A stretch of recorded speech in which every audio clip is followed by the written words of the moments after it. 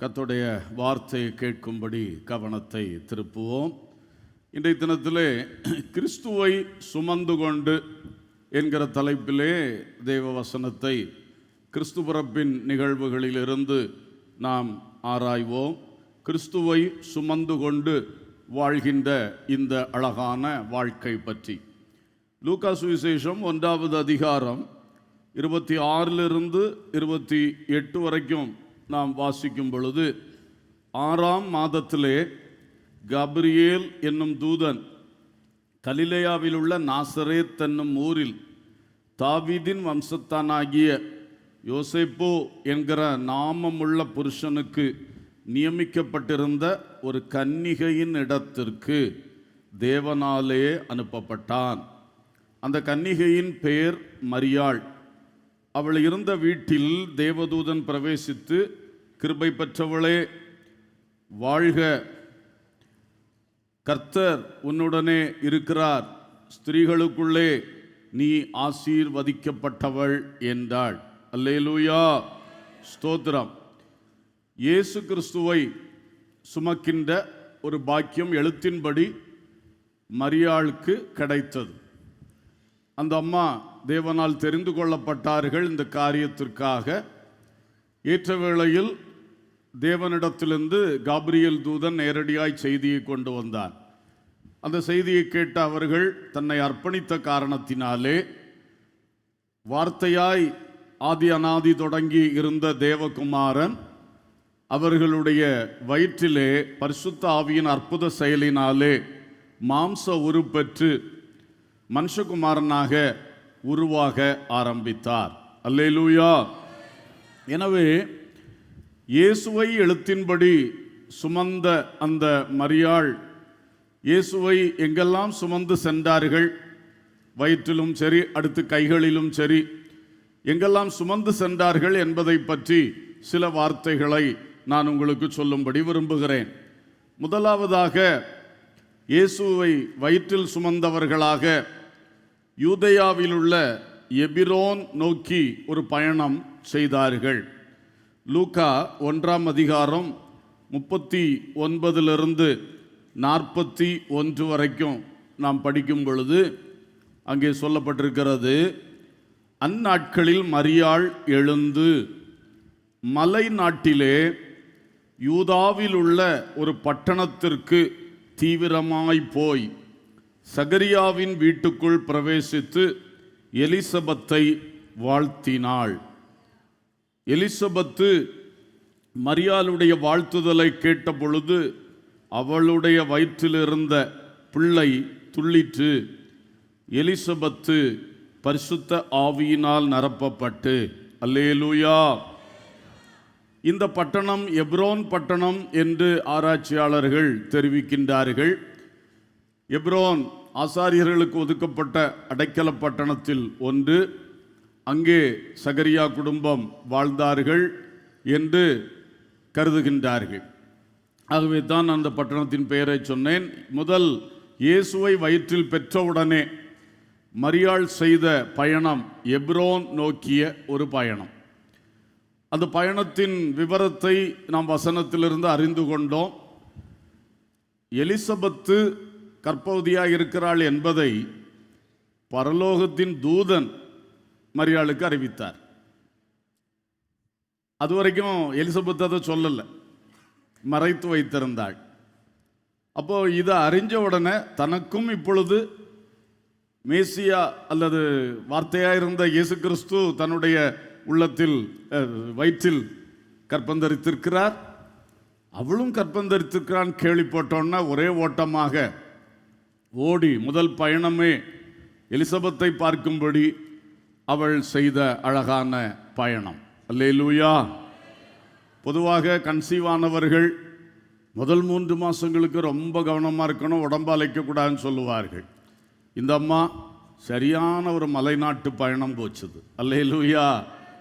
அப்படி உற்சாகத்தோடு போனார்கள். அங்கே போய் எலிசபெத்தை அவர்கள் சந்தித்த பொழுது அவளுக்கும் பிள்ளை கிடைத்தது பெரிய அற்புதம். முதிர் வயதிலே ஆண்டவர் அவளுக்குள் யோவான் ஸ்நானனை உருவாக செய்து கொண்டிருக்கின்றார். அவளுக்கும் சகரியாவுக்கும் உருவான பிள்ளை.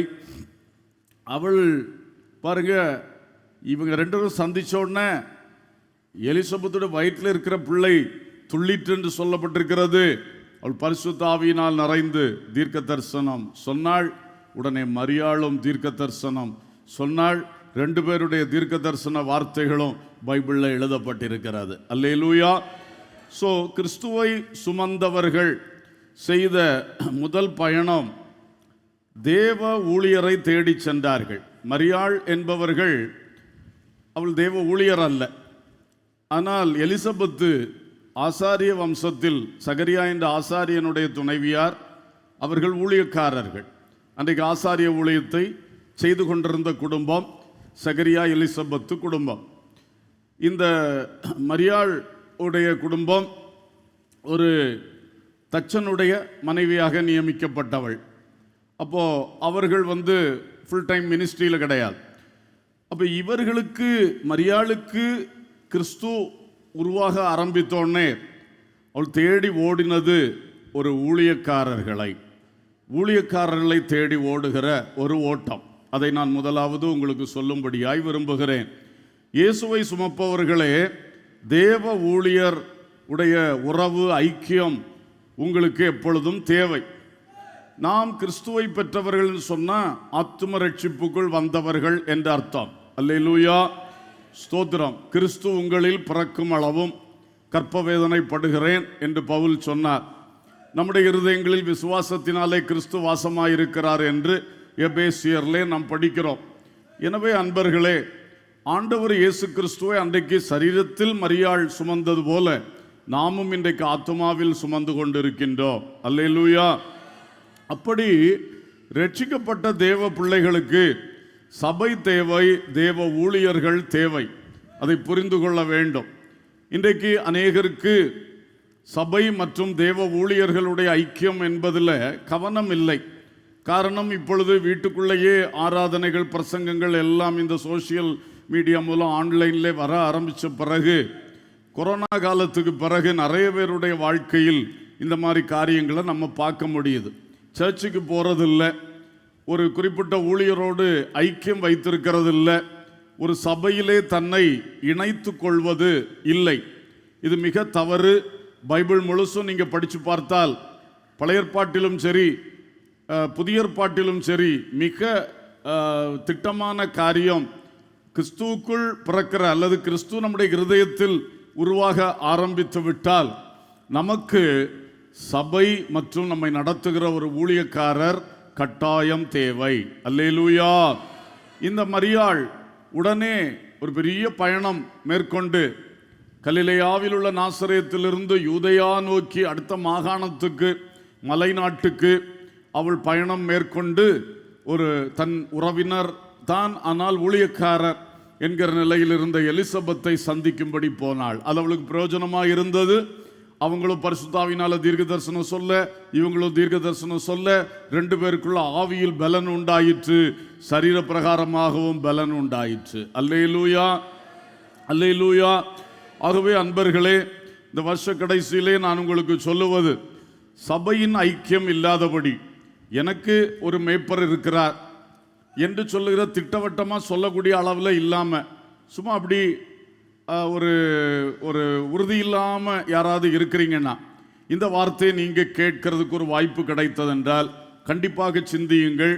உங்களை தேவனிடத்தில் நீங்கள் ஜெபித்து கேட்டு ஒரு சபையில் இணைத்து கொள்ளுங்கள். ஆவியோடும் உண்மையோடும், பரிசுத்த ஆவியோடும், தேவன் தந்த பரிசுத்த சத்தியமாகிய உண்மையோடும், இந்த வசனத்தை ஒளிவில்லாமல் பிரசங்கிக்கிற அந்த அனுபவத்தை உடைய இந்த சபையிலே உங்களை கண்டிப்பாக இணைத்து கொள்ளுங்கள். இந்த வருஷ கடைசியில் நல்ல தீர்மானம் எடுத்து நீங்கள் அதை செய்யும்படி கேட்கிறோம். என்னுடைய மேய்ப்பன் இன்னார் என்று உங்களுக்கு சொல்ல தெரிய வேண்டும். கர்த்தருக்கு ஸ்தோத்திரம். மேய்ப்பனை தேடுவதிலும் கர்த்தர் சபையிலே சேர்க்கிறார் என்று தான் பைபிளில் படிக்கிறோம். அப்போஸ்தலர் 2:47. அந்த சபையிலே நம்ம சேர்க்கப்படணும். அந்த சபையை மேய்ப்பதற்கு ஆண்டவர் என்ன செய்கிறார்? கண்காணிகளை நியமிக்கிறார், பரிசுத்த ஆவியானவர் நியமிக்கிறார் என்பதை அப்போஸ்தலர் 20:28 படிக்கிறோம். அதனால் மேய்ப்பனை தேடு என்று சொல்லுவதை விட சபையை தேடு என்று சொல்லுவதுதான் சரியானது என்று நான் நினைக்கிறேன். அல்லேலூயா. ஒரு ஆளுக்கு பின்னால் நம்ம ஓடாம, அப்போ அந்த மேய்ப்பன் இங்கே இருப்பார், இன்னொரு இடத்துல இருப்பார், அவர் பின்னால் ஓடிட்டு இருக்க முடியுமா? அப்படி அல்ல. நம்மை ஒரு சபையிலே இணைத்து கொள்ளணும். ரட்சிக்கப்படுகிறவளை கர்த்தர் அனுதினமும் சபையிலே சேர்த்து கொண்டு வந்தார் என்று அப்போஸ்தலர் 2:47 நாம் படிக்கிறோம். எனவே கண்டிப்பாக அன்பர்களே, சபை உங்களுக்கு தேவை. அந்த சபையில் யார ஆண்டவர் கண்காணியாக நியமித்திருக்கிறாரோ அவர்தான் உங்கள் மேய்ப்பர். அல்லேலூயா. அப்படி நீங்கள் உறுதி உள்ளவர்களாக இருந்தால் உங்கள் ஆவிக்குரிய ஜீவியம் வளரும், நீங்கள் மேன்மை அடைவீர்கள். அல்லேலூயா. அதில் பைபிள் முழுசும் பல வசனங்கள் அதற்கு ஆதாரமாக இருக்கின்றது. ஒன்றை மட்டும் உங்களுக்கு சொல்ல விரும்புகிறேன். எபிரேயர் நிருபம் 13வது அதிகாரத்திலே 17வது வசனம், உங்களை நடத்துகிறவர்கள் உங்கள் ஆத்துமாக்களுக்காக உத்தரவாதம் பண்ணுகிறவர்களாய் விழித்திருக்கிறவர்கள் ஆனபடியால் அவர்கள் துக்கத்தோட அல்ல சந்தோஷத்தோட அதை செய்யும்படி அவர்களுக்கு கீழ்ப்படிந்து அடங்குங்கள்.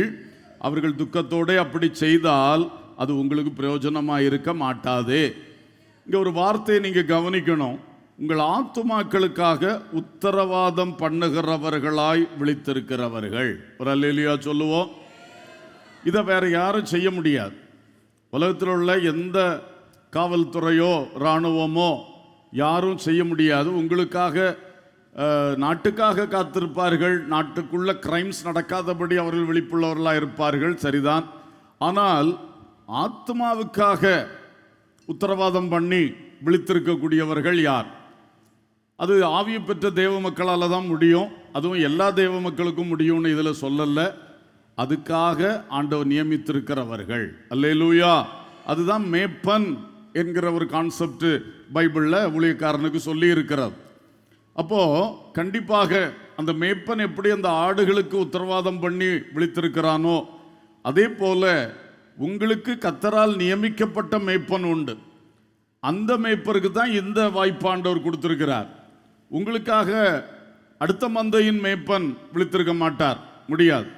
ஆண்டவர் உங்களுக்காக நியமித்திருக்கிற உங்கள் மந்தையினுடைய மேய்ப்பன், அவர் உங்கள் ஆத்துமாக்களுக்காக உத்தரவாதம் பண்ணுகிற பொறுப்பை அவர் கொடுத்திருக்கிறார்.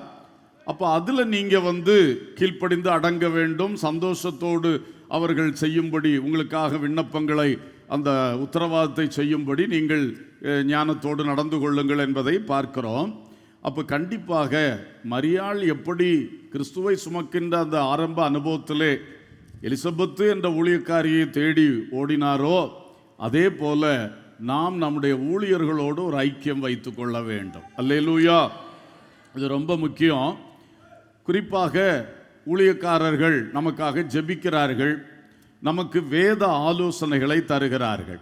இந்த ரெண்டும் தேவ ஊழியர்கள் செய்ய வேண்டிய மிக முக்கியமான கடமை. இதை ஊழியர்களும் நிறைவாய் செய்ய வேண்டும். விசுவாச மக்களும் அதை ஊழியர்களிடத்திலிருந்து பெற்று அனுபவிக்க வேண்டும். அல்லேலூயா. ரெண்டு பக்கத்தாரும் இதை புரிந்து கொண்டு அதை நாம் வளர்த்தி கொள்ளும் போது நம்ம ஒவ்வொருவருடைய ஆத்மாவுக்கு நல்ல பிரயோஜனங்கள் உண்டாகும். அப்போ ஊழியக்காரர்களிடத்திலே நம்முடைய சில நிலவரங்களை சொன்னால்தான் அவர்களுக்கு புரியும். எல்லாரும் ஞானதிஷ்டி உள்ளவர்கள் இல்லையே.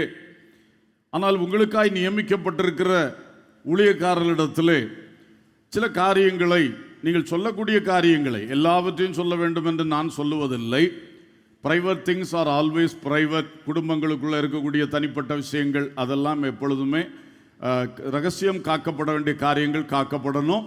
அதே வேளையிலே சொல்ல வேண்டிய பல விஷயங்கள் இருக்கிறதே. அப்போத்தானே அவர் உங்களை புரிந்து கொள்ள முடியும், உங்களுக்காக சரியாக ஜெபிக்க முடியும், உங்களுக்கு வேதத்திலிருந்து சரியான ஆலோசனை தர முடியும். ஊழியர்களுக்கு சொல்லும் பொழுது உன் ஆடுகளின் நிலைமையை நீ நன்றாய் அறிந்து கொள்னு சொல்லியிருக்கு. அதே வேளையில் விசுவாச மக்களும் நடத்துகிறவர்களுக்கு நம்மை பற்றி தெரிவிக்க வேண்டியது தெரிவித்தா தான் அவர் அந்த நிலைமையை அறிந்து கொள்ள முடியும். ஆகையினால நீங்கள் கண்டிப்பாக தேவ ஊழியர்கள் உங்களிடத்தில் வரும் பொழுது, உங்களை சந்திக்கும் பொழுது, அல்லது நீங்கள் அவர்களை சந்திக்கும் பொழுது நீங்கள் அவரிடத்தில் பகிர்ந்து கொள்ள வேண்டிய விஷயங்களை கண்டிப்பாக பகிர்ந்து கொள்ள வேண்டும். அல்லேலூயா. ஸ்தோத்திரம். பகிர்ந்து கொள்ள வேண்டும். சில காரியங்களில் அவர்களை அழைத்தும் செய்யலாம். இப்போ நம்முடைய சர்ச்சை பொறுத்த மட்டும் இந்த காரியத்துக்காக வேண்டிதான் நமக்கு அசிஸ்டன்ட் பாஸ்டர்ஸ் எல்லாம் நியமித்து ஒவ்வொரு இத்தனை குடும்பங்கள் உங்களுடைய பொறுப்பென்று சொல்லி பண்ணியிருக்கிறோம். எல்லா சபைகளிலும் இப்படி இல்லை. ஒரே பாஸ்டர் நடத்துகிற சபைகளும் இருக்கத்தான் செய்கிறது. ஆயிரக்கணக்கான ஆத்துமாக்கள் இருந்தும் ஒருவர் அப்படி நடத்துகிறதும் இருக்கிறது. ஆனால் இந்த பிப்ளிக்கல் கான்செப்ட் அந்த சபையில் சரியாக செயல்படவில்லை. உண்மையிலே புதிய ஏற்பாட்டு சபையிலே அந்தியோகியா சபையை பற்றி பார்க்கிறோம். பவுல், நீகர், பர்னபா என்ற ஒரு கூட்டத்தை சொல்லி இவங்க போதகர்களாகவும் தீர்க்கதரிசிகளாகவும் இருந்தாங்க. ஒரு போதகரால் நடத்தப்படலை. எருசலேம் சபையும் அப்படிதான். அது ஒரு ஒரு ஒரு கூட்டம் தேவ ஊழியர்களால் நடத்தப்பட்டது என்பதை அறிகிறோம். அது மட்டும் இல்லை, அதெல்லாம் எதுக்கு அப்படி நடந்துச்சுன்னு சொன்னால், இந்த ஆடுகளுடைய நிலைமை அறிந்து தனிப்பட்ட முறையில் ஒரு care and counselling, care and prayer இருக்கணும் என்பதுதான் பைபிள் சொல்லுகிறது. அல்லேலூயா. சின்ன எண்ணிக்கை இருக்கும்போது இது ஈஸியாக இருக்கும். எண்ணிக்கை பெருகும்போது தான் இது கஷ்டப்படுது. ஆனாலும் நாம் இந்த பைபிள் வழியிலே செய்ய வேண்டும். உங்களுக்கு தனிப்பட்ட முறையிலும் இந்த ஊழியங்களை உங்களுக்கு இடத்தில் கொண்டு வரணும்னு சொல்லித்தான் நம்ம ஊழியக்காரங்களை எல்லாம் நியமித்து நடத்தி கொண்டிருக்கிறோம். ஆகையினால அன்பர்களே, உங்களுக்கு நியமிக்கப்பட்டிருக்கிற ஊழியர்களிடத்திலே கண்டிப்பாக நீங்கள் பகிர்ந்து கொள்ளணும். முக்கியமான காரியங்கள் உண்டு, என்னிடத்தில் பகிர்ந்து கொள்ள விரும்பினால் நீங்கள் டைம் கேட்கலாம். கண்டிப்பாக நான் அதுக்குள்ள டைமை ஒதுக்கி தருவேன். நீங்கள் பேசலாம் முக்கியமான விஷயங்கள். ஏன்னா ஊழியத்தினுடைய நிலைமைகள் உங்களுக்கு தெரியும், ஊழிய பழுக்களும் உங்களுக்கு தெரியும். அதுக்கு தான் உங்களுக்கு ஊழியக்காரர்களை நாம் நியமித்திருக்கிறோம். அதை நீங்கள் பயன்படுத்துங்கள் என்பது தான் உங்களுக்கு நான் இன்னைக்கு சொல்லக்கூடிய காரியம். அவர்கள் வரும்பொழுது அல்லது அவர்களை நீங்கள் சந்தித்து கஷ்டமான நேரத்தில் ஃபோன் பண்ணி கூப்பிட்டு ஒருக்கா வருவீங்களா, உரிமையோடு கூப்பிடலாம்.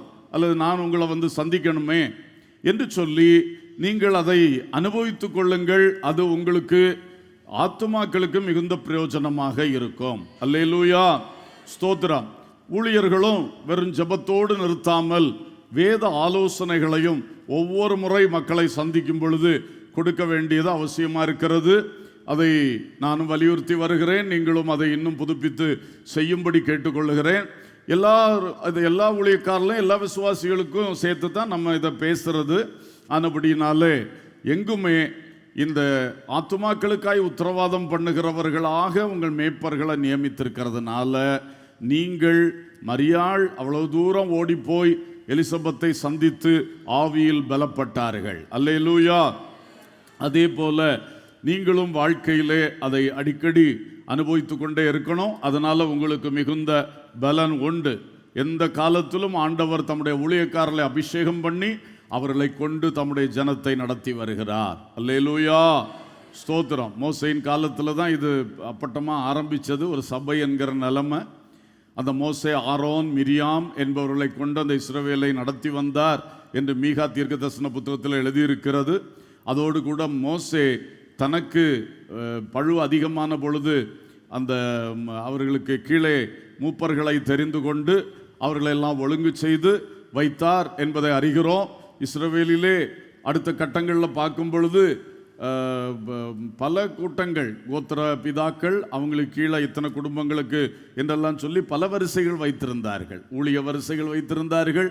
பல காரியங்கள் வைத்துத்தான் தலைவர்களுடைய காலத்திலே, நியாயாதிபதிகளுடைய காலத்திலே, ராஜாக்களுடைய காலத்திலெல்லாம் செயல்படுத்தி வந்தார்கள். அல்லேலூயா, ஸ்தோத்திரம். எனவே நிச்சயமாக பார்வோன் உடைய கையிலிருந்து விடுவிக்கப்பட்ட ஜனத்துக்கு ஒரு சபை தேவைப்பட்டது. ஆரோன், மோசே என்பவர்களை கொண்டு கர்த்தர் வழி நடத்தினார். அதே போலதான் புதிய ஏற்பாட்டிலே கர்த்தர் அப்போஸ்தலர்கள், மேய்ப்பர்கள் கண்காணிகள் என்பவர்களை கொண்டு வழிநடத்தி வருகின்றார். நீங்களோ அந்த பாக்கியத்தை பெற்றிருக்கிறீர்கள். ஆகவே வேத வசனத்தின்படி மரியாள் அன்றைக்கு செய்தது போல, எலிசபெத்தோடு நல்ல ஒரு உறவு வைத்திருந்தது போல, சகோதரிகள், ஊழிய சகோதரிகள், ஊழியர் மனைவிகளோடு, சகோதரர்கள், ஊழியக்காரர்களோடு நல்ல உறவு வைத்துக் கொள்ளும்படி அன்போடு கேட்டுக்கொள்ளுகிறேன். அல்லேலூயா, கர்த்தருக்கு ஸ்தோத்திரம். பார்வோன் கைக்கு விடுத்து மீட்ட சர்வ வல்ல தேவன், பார்வோன் கைக்கு விடுத்து மீட்ட பஸ்கா ஆட்டுக்குட்டி, ஆரோன் நல்ல ஆசாரியருண்டு. பார்வோன் மோசே என்னும் நல்ல ஆசாரியருண்டு. இஸ்ரவேல் என்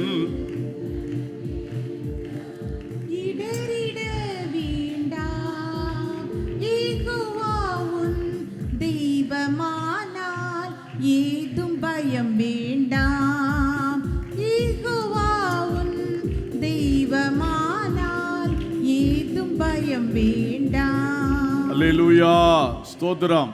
ஆகவே மரியாளுடைய எப்ரோன் நோக்கிய பயணம், கிறிஸ்துவை சுமந்து கொண்டு செய்த பயணம் ஊழியர்களோடுள்ள ஐக்கியத்தை நமக்கு காட்டுகிறது. இதை நீங்கள் பெற்றுக்கொள்ளுங்கள். இரண்டாவதாக பெத்லகேம், யூதேயாவில் உள்ள பெத்லகேம் நோக்கிய பயணம். லூக்கா 2வது அதிகாரம் 5ஆம் வசனம் முதல் 7ஆம் வசனம் வரைக்கும் நம்ம பார்க்கும் பொழுது, கலிலேயா நாட்டில் உள்ள நாசரேத் ஊரிலிருந்து யூதேயா நாட்டில் உள்ள பெத்லகேம் என்னும் தாவீதின் ஊருக்கு போனான். அவ்விடத்திலே அவர்கள் இருக்கையில் அவளுக்கு பிரசவ காலம் நேரிட்டது. அவள் தன் முதற்பேறான குமாரனை பெற்று சத்திரத்திலே அவர்களுக்கு இடமில்லாதிருந்தபடியினால் பிள்ளையை துணிகளில் சுற்றி முன்னணையிலே கிடத்தினாள். ஒரு அல்லேலூயா சொல்லுவோம். அல்லேலூயா. இயேசு கிறிஸ்துவை சுமந்து கொண்டு மரியாள் செய்த இரண்டாவது பயணம் பெத்லகேம் நோக்கிய பயணம். இது நமக்கு நன்றாக தெரியும். அன்றைக்கு குடிமதிப்பு எழுத வேண்டும் என்று அகுஸ்துராயனால் கட்டளை பிறந்தபடியினால் யோசேப்பு என்பவர் தாவீதின் வம்சத்தான். ஆனால் அவர் கலிலேயாவில் உள்ள நாசரேத் ஊரிலே வாழ்ந்து வந்தார். அவருடைய சொந்த ஊர், நேட்டிவ் பிளேஸ் யூதேயாவில் உள்ள பெத்லகேம்.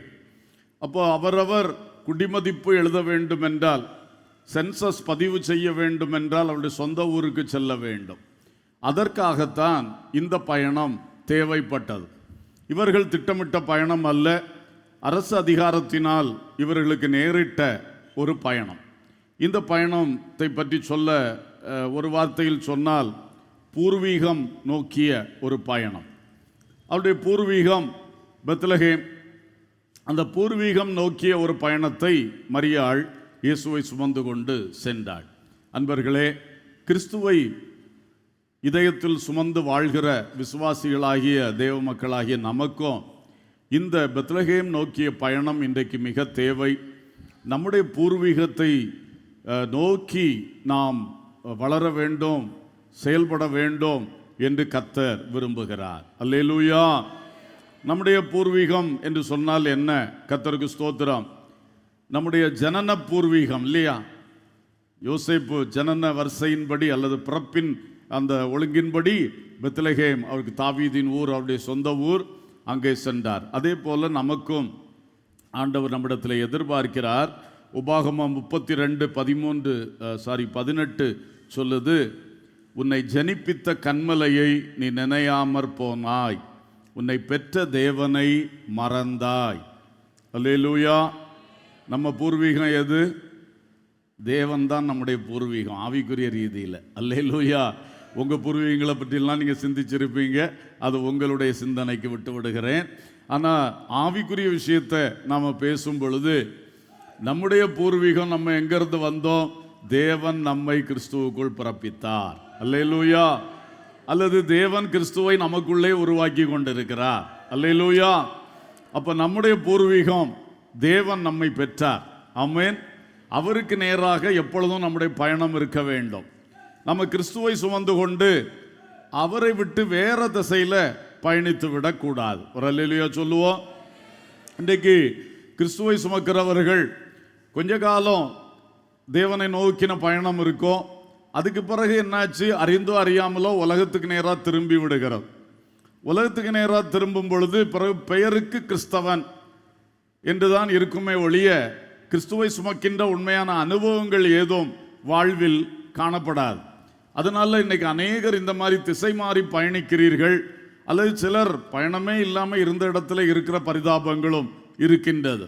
ஆகையினாலே கிறிஸ்துவை சுமக்கின்ற தெய்வ மக்களே, நமக்கு எப்பொழுதும் ஒரு மூமெண்ட் இருக்க வேண்டும். அந்த மூமெண்ட் எப்படி இருக்கணும்? தேவனை நோக்கி நம்முடைய இருதயம் இழுத்துக்கொண்டே இருக்க வேண்டும். அல்லேலூயா. ஒவ்வொரு நாளும் தேவனை தேடுகிற உணவு. என்னை பெற்ற தேவன் சொல்லுகிறார், நீ உன்னை பெற்ற தேவனை மறந்தாய். உனக்கு சிந்தனையெல்லாம் வேற பல விஷயங்கள் இருக்கிறது, ஆனால் யாரு இங்கே இல்லை உன் சிந்தனையில்? தேவன் இல்லை. எத்தனை பேருக்கு அதை நீங்கள் உணர முடிகிறது? ஒரு நாள் எத்தனையோ காரியத்தை சிந்திக்கிறோம், இவ்வளவோ லட்சக்கணக்கான தகவல்கள் அங்கே உள்ள ஓடிக்கிட்டே இருக்கு இல்லையா? இப்போ தகவல்களை ரொம்ப டிஜிட்டலாக எல்லாம் பதிச்சு வைக்கிறாங்க பாருங்க. அப்போ நம்ம மூளையில் எவ்வளவு காரியம் ஒரு நாளில் வந்து போயிட்டே இருக்கிறது. அப்போ இவைகளிலே தேவனை பற்றின சிந்தனை, தெய்வீக சிந்தனை எவ்வளவு இருக்கிறது? உன்னுடைய பெத்லகேம் பயணம், உன் பூர்வீகத்தை நோக்கிய பயணம், தேவனை நோக்கி அந்த உள்ளம் இழுக்கப்படுகிற அனுபவங்கள் ஒரு நாளைக்கு எவ்வளவு நேரம் இருக்கிறது? ஒரு அல்லேலூயா சொல்லுவோம், சிந்திப்போம். பிரியமானவர்களே, பைபிள் படிக்கிற நேரம் நிச்சயமா இது தேவனை நோக்கிய பயணம். அல்லேலூயா. ஜெபம் பண்ணுகிற நேரம் நிச்சயமாக சொல்லுங்க தேவனை நோக்கின பயணம். அவரை பாடுகிறது, ஆராதிக்கிறது தேவனை நோக்கிய பயணம். அல்லேலூயா. மற்ற நேரங்களிலும் அடிக்கடி தெய்வீக சிந்தை, வசனத்தினுடைய சிந்தை, கர்த்தருடைய வசனத்தில் பிரியமாயிருந்து, வேதத்தில் பிரியமாயிருந்து இரவும் பகலும் அதில் தியானமாயிருக்கிற மனுஷன் பாக்கியவான். அப்போ அந்த மனுஷன் வசனம் அவனுடைய தியானமாக இருக்கும்போது அவன் உண்மையிலே கிறிஸ்துவை சுமந்து கொண்டு பெத்லகேம் நோக்கி பயணித்து கொண்டே இருக்கிறான். அல்லேலூயா. பெத்லகேம்ல அவள் கிறிஸ்துவை பெற்றெடுத்தாள். அல்லேலூயா. அதே மாதிரி நம்முடைய இருதயத்தில் சுமக்கிற கிறிஸ்து மக்களுக்கு வெளிப்படணும். பல வேளைகளில் நமக்கு சாட்சியாக நம்மிடத்திலிருந்து வெளிப்படுகிற அந்த சாட்சியின் மூலம் அவர் மற்றவங்களுக்கும் வெளிப்படுகிறார். அதெல்லாம் நடக்கணும்னா நம்ம பயணம், நம்முடைய இருதயம், நம்முடைய ஆவி கர்த்தரை நோக்கி இழுக்கப்பட்டு கொண்டே இருக்கணும். அல்லேலூயா. ஸ்தோத்திரம். உன்னை பெற்ற தேவனை மறந்து விடாது. மற்ற எல்லா மனுஷனை ஞாபகத்தில் வச்சிருக்கிறாய், உன்னுடைய பல விஷயங்களை நினைவில் கொள்ளுகிறாய். தேவனை மறந்து விட்டால், உன்னை ஜனிப்பித்த கன்மலையை மறந்தால் அது நல்லதல்ல. ஆவிக்குரிய வாழ்வுக்கு, கிறிஸ்துவை சுமந்து கிறிஸ்துவை நேரடியாய் சந்திக்க போகின்ற அந்த மேன்மையான பயணத்துக்கு அது உகந்ததல்ல. தேவனை நீ மறக்க கூடாது. இன்னொன்று சொல்றேன், 1 பேதுரு 1:23 பார்க்கிறோம், அழிவுள்ள வித்தினாலே அல்ல, என்றென்றைக்கும் நிற்கிறதும் ஜீவனுள்ளதுமான தேவ வசனமாகிய அழிவில்லாத வித்தினாலே மறுபடியும் ஜனிப்பிக்கப்பட்டிருக்கிறீர்களே. ஒரு அல்லேலூயா சொல்லுவோம்.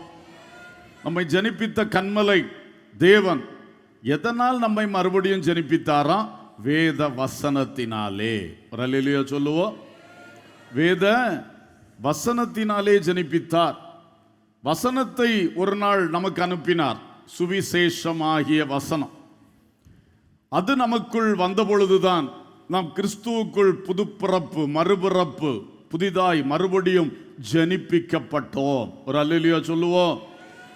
அப்போ நீ உன் பூர்வீகத்தை தேடின பயணம் இருக்க வேண்டும் சொல்லும் பொழுது தேவனை நோக்கின ஒரு பயணம் நம்முடைய இருதயத்துக்கு இருக்கணும். வசனத்தை நோக்கின ஒரு பயணம் இருக்க வேண்டும். அல்லேலூயா. இந்த வசனத்தினால தான் கர்த்தர் நம்மளை என்ன பண்ணினாரு? ஜனிப்பித்தார்.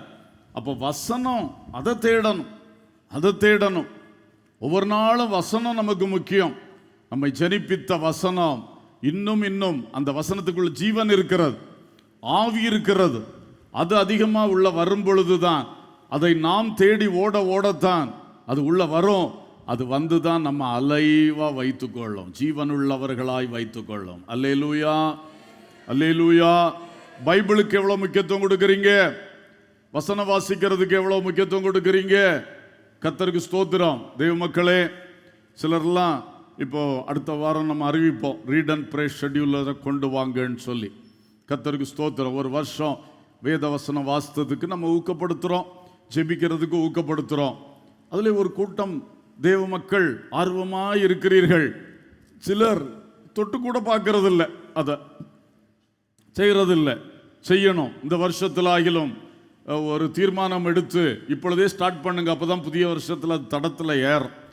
1ஆம் தேதி பண்ணுவேன்னு சொன்னால் 1ஆம் தேதி ஒன்றும் கரெக்டாக தடத்தில் ஏறவே ஏறாது. இப்போமே அதை ஆரம்பிச்சு விட்டுட்டா அது கரெக்டாக 1ஆம் தேதி சக்ஸஸாக ட்ராக்கில் ஏறிடும். ஆமேன், ஆமேன், அல்லேலூயா, ஸ்தோத்திரம். அப்போ பாருங்க, கண்டிப்பாக நீங்கள் அதை செய்ய வேண்டும். நம்ம சபையில் வரக்கூடிய ஒரு ஐயாவை ஞாபகத்துக்கு வருது. கடந்த முதியோர் கூட்டம் முடித்தோடனே என்கிட்ட வந்து பேசினார். அவருக்கு வயசு என்னையான்னு கேட்டேன். 90 தாண்டி இருக்கும் போல தோணுது, கரெக்டாக தெரியலன்னு சொன்னார். அவர் சொன்ன ஒரு அனுபவம் என்னவென்றால், எனக்கு நீங்கள் சொல்ல மாதிரி ரீட் அண்ட் ப்ரேயில் எழுதவும் தெரியாது, அதெல்லாம் எனக்கு முடியாது. ஆனால் அவர் ஒரு பைபிளை திறந்து காட்டி அதில் நம்ம அந்த வாக்குத்தத்த ஸ்டிக்கரை வச்சுருந்தார். உள்ளால் சொல்லுகிறார், ஒரு நாள் நான் ஒரு 2 மணி நேரம் 3 மணி நேரம் ஜெபம் பண்ணுவேன். ஜெபம் முடித்த உடனே இந்த ஸ்டிக்கரை எடுத்து ஒரு பேஜுக்கு தாண்டி வைப்பேன். இதுதான் அவருக்கு அடையாளம். அப்படி அடையாளம் வச்சு வச்சு 4 வருஷமாக நான் ஜெபம் பண்ணிக்கிட்டு இருக்கிறேன்.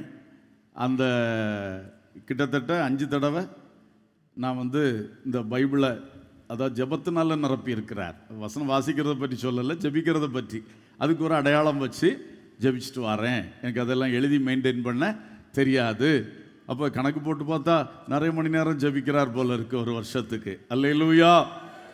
90 வயது. பாருங்கள் எப்படி ஜெபிக்கிறார்கள், எப்படி வேதம் மக்கள் பலர் படிக்கிறார்கள். இன்றைக்கு நாமும் இப்படிப்பட்ட காரியம், நம்மிடையே உள்ள சாட்சிகள். கண்டிப்பாக எல்லாரும் ஒரு ஊக்கம் அடையணும். நமக்கு பலனும் சுகமும் ஆண்டவர் தந்திருக்கிறாரு. நல்ல பைபிள் படிக்கக்கூடிய பார்வையும் அறிவும் தந்திருக்கிறாரு, படிப்பறிவும் இருக்குது. இதெல்லாம் வச்சுட்டு பைபிளை வாசிக்காமல், ஜபம் பண்ணாமல், தேவனை நோக்கின பயணம் இல்லாமல், வசனத்தை நோக்கின பயணம் இல்லாமல் நாம் வாழ்ந்தால் மிகவும் தவறு. கர்த்தர் கணக்கு கேட்டால் நம்ம கையை விரிச்சிட்டு தான் நிற்க வேண்டியது வரும். அல்லேலூயா.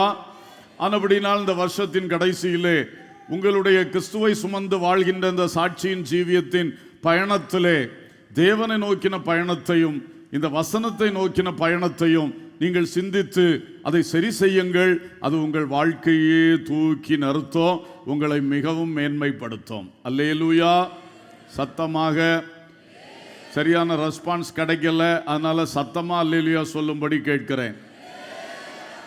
ஆமேன், ஸ்தோத்திரம். அதே மாதிரி இயேசுவை சுமப்பவர்களே, உங்கள் பூர்வீகத்துக்கு நேராக பயணம் செய்யுங்கள் என்று சொன்னால் உங்கள் ஆதி நிலைக்கு நேராக நீங்கள் பயணிக்க வேண்டும் என்று பைபிள் சொல்லுகிறது. அல்லேலூயா, ஸ்தோத்திரம். தேவனுக்கு நேராக, வசனத்துக்கு நேராக, உங்கள் ஆதி நிலைக்கு நேராக. வெளிப்படுத்தின விசேஷம் 2ஆம் அதிகாரம் 4-5 வசனங்கள். ஆனாலும் நீ ஆதியில் கொண்டிருந்த அன்பை விட்டாய் என்று உன் பேரில் எனக்கு குறை உண்டு.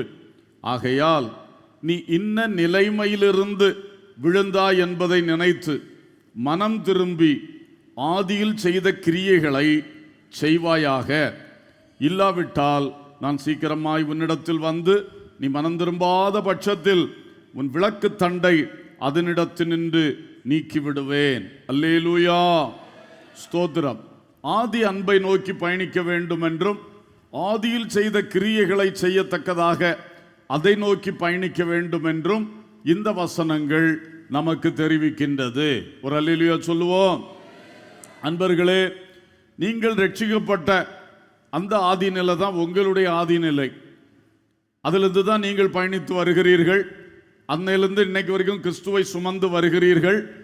உங்கள் பயணம் இப்பொழுது பூர்வீகத்தை நோக்கி போக வேண்டும் என்று கர்த்தர் விரும்புகிறார். உங்கள் ரட்சிக்கப்பட்ட நாளில் உங்களுக்குள் இருந்ததான அந்த தேவ அன்பு மற்றும் தேவ அன்பினால் கர்த்தர் தந்த நல்ல சுபாவங்கள், குணங்கள், குணாதிசயங்கள், தன்மைகள், அதை கொஞ்சம் திரும்பி பார்க்கணும். அந்த நல்ல சுபாவங்களில் எதை இழந்திருக்கிறீர்கள், எது உங்களுக்குள்ள குறைவுபட்டு கொண்டே வருகிறது, அதுதான் மாறான பயணம் நடக்கிறது என்று அர்த்தம். அதை இன்னைக்கு சரிப்படுத்தி திருப்பி ஆதியில் கொண்டிருந்த அன்பை நான் மறுபடி பெற்றுக்கொள்ளணும். அந்த அன்பு மட்டுமல்ல, அன்பு சார்ந்த நற்குணங்கள் அநேகம் இருக்கிறது. நீடிய பொறுமை, சாந்தம், இச்சையடக்கம், தயவு, நற்குணம் என்ற நல்ல குணங்கள், இது எல்லாம் சேர்ந்தது தான் அந்த தேவ அன்பு என்கிற அந்த சுபாவத்துக்குள்ள அடங்கி இருக்கிறது.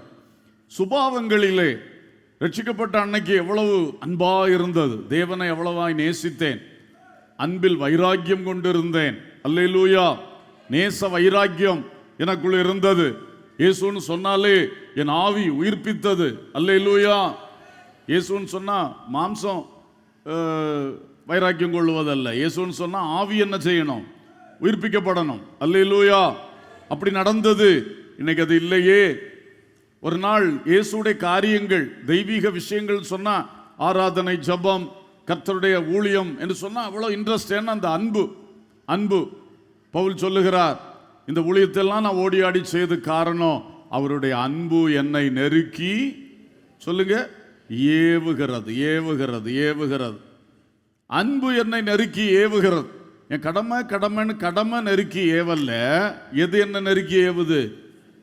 தேவனுடைய அன்பு. அதான் நமக்கு வேணும்.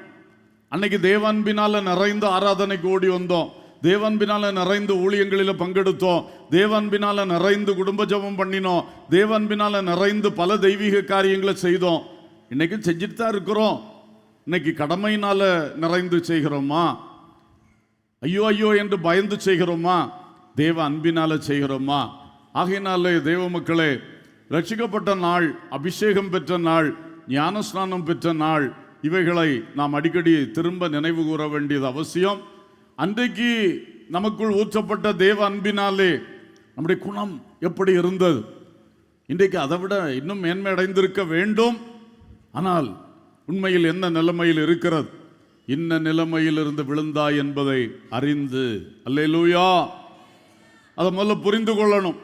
அதுக்கு இந்த வருஷ கடைசி மாதிரி உள்ள சந்தர்ப்பங்களை நம்ம பயன்படுத்தணும்.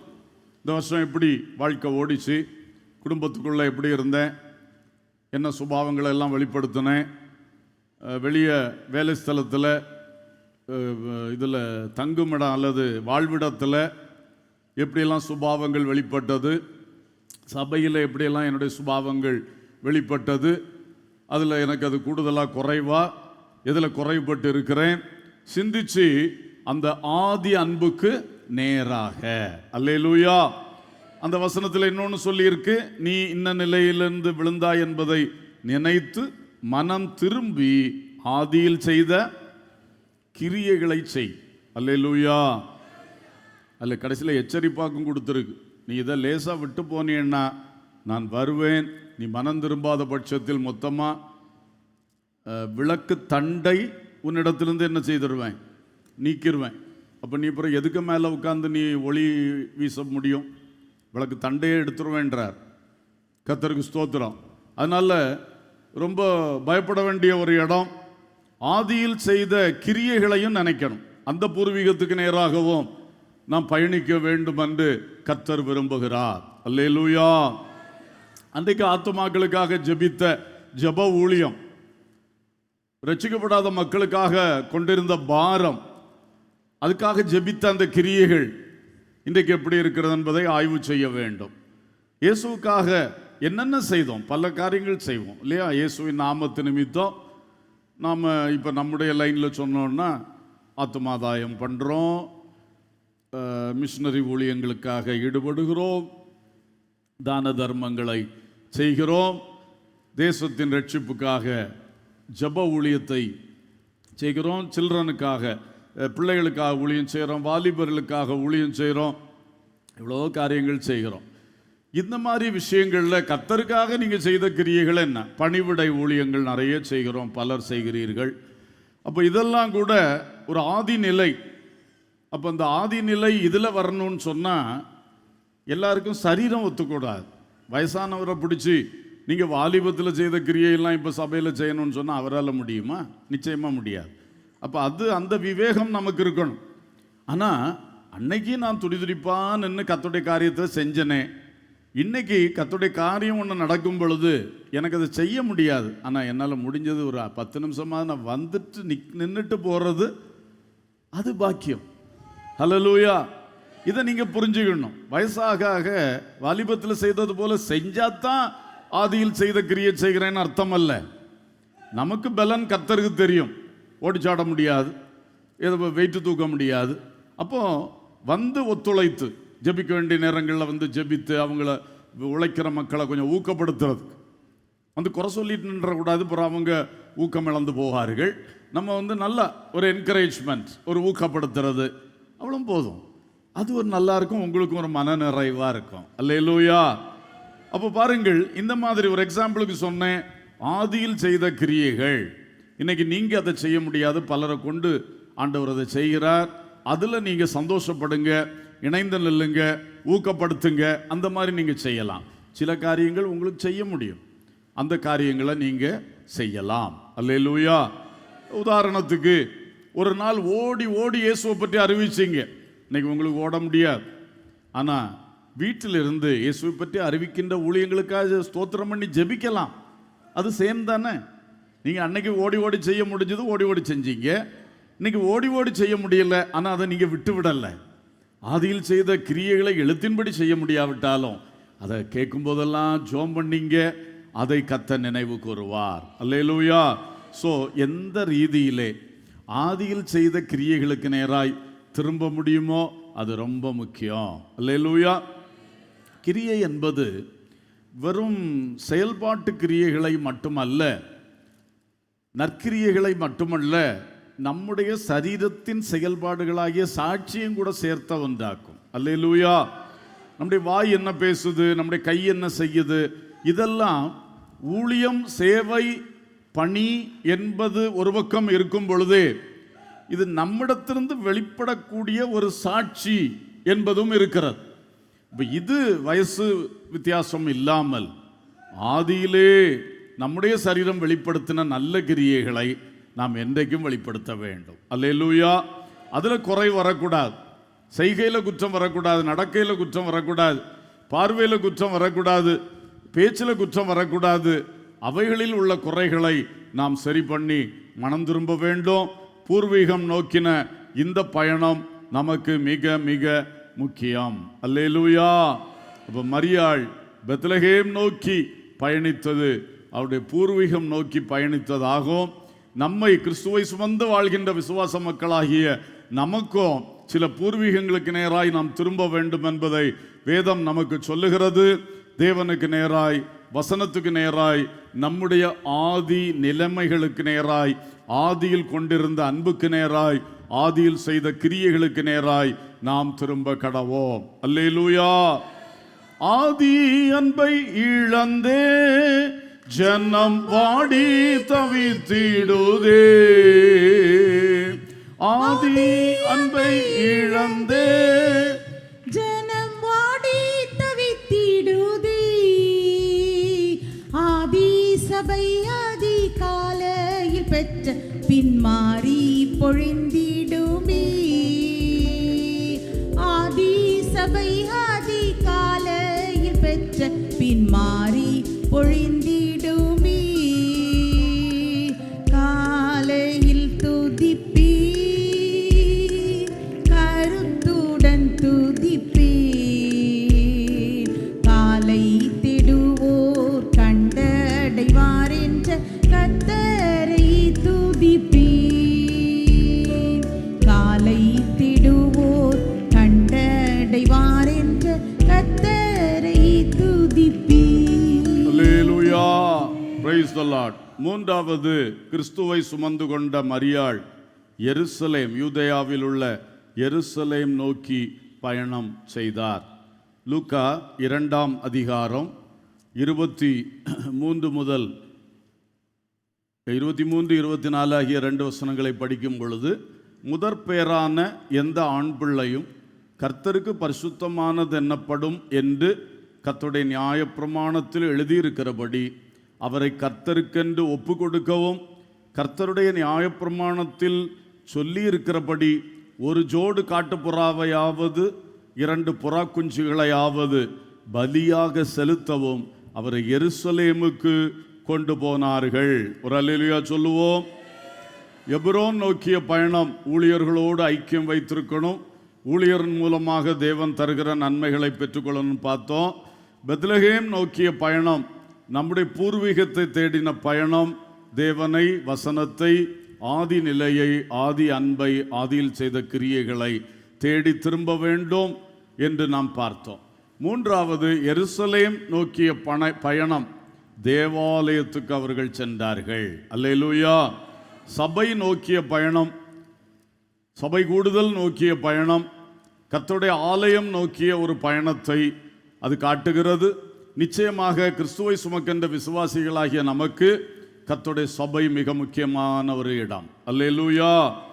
அது நம்முடைய வாழ்க்கையில் ஒரு பெரிய பங்கு வகிக்கின்றது. ஸ்தோத்திரம். இவங்க எதுக்காக போனாங்களாம்? அதில் சில வார்த்தை. ஒன்று, கர்த்தருக்கென்று ஒப்பு கொடுக்க. தங்களுக்கு பிறந்த குழந்தையை, அந்த பழைய ஏற்பாட்டு பிரமாணத்தின்படி முதல் பிறந்த குழந்தை கர்த்தருக்கு பரிசுத்தமானது, அதை கர்த்தருக்கு ஒப்பு கொடுக்கணும்.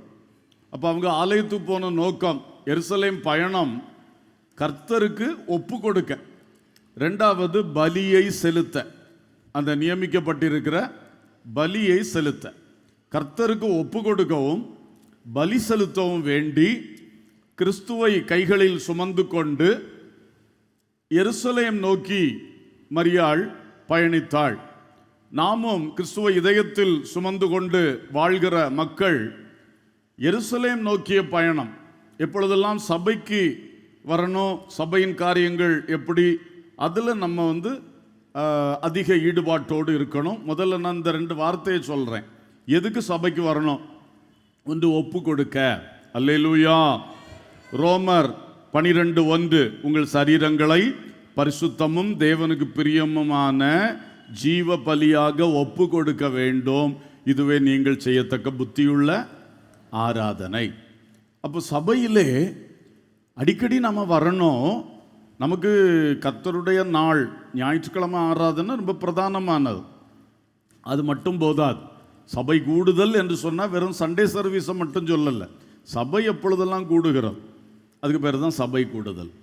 பொதுவாக நம்முடைய ஒழுங்கின்படி ஒரு ஞாயிறு ஆராதனை, ஒரு உபவாச ஜெபம், ஒரு பைபிள் ஸ்டடி, ஒரு காத்திருப்பு கூட்டம் அல்லது பரிசுத்தாவியில் நிறைஞ்சு பண்ணுறது, இது அந்த காலத்திலிருந்தே நமக்கு எல்லாரும் பங்கு பெறணும் என்று நடத்தப்படுகிறது.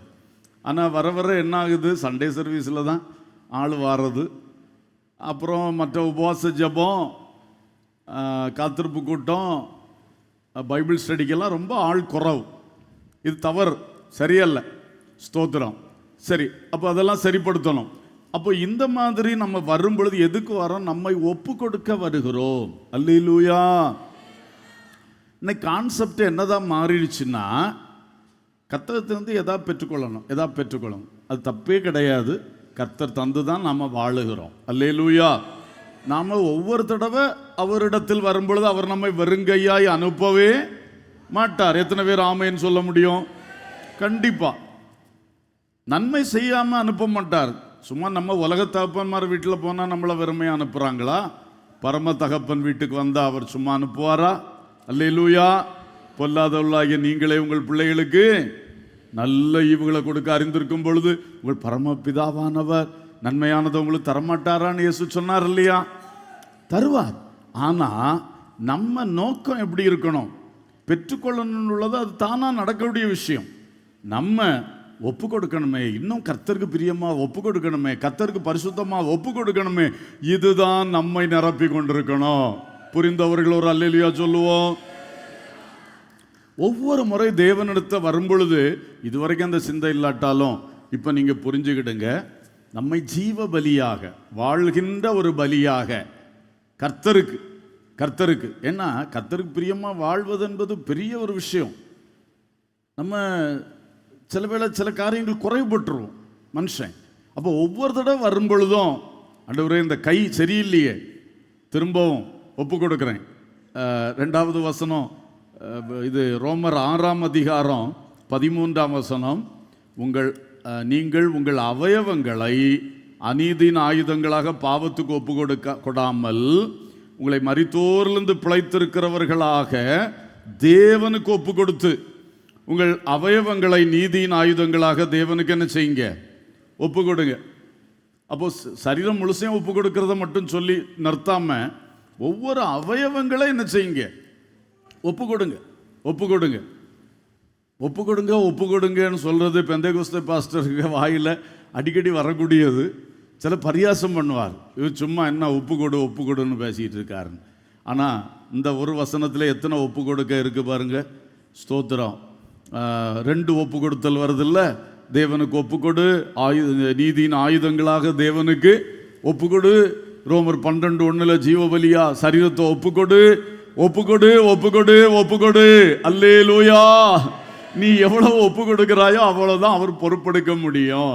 அல்லேலூயா. அவர் பொறுப்பெடுத்தால் நீங்க கேட்காமலே நன்மை நடக்கும். சரிதானே நான் சொல்றது?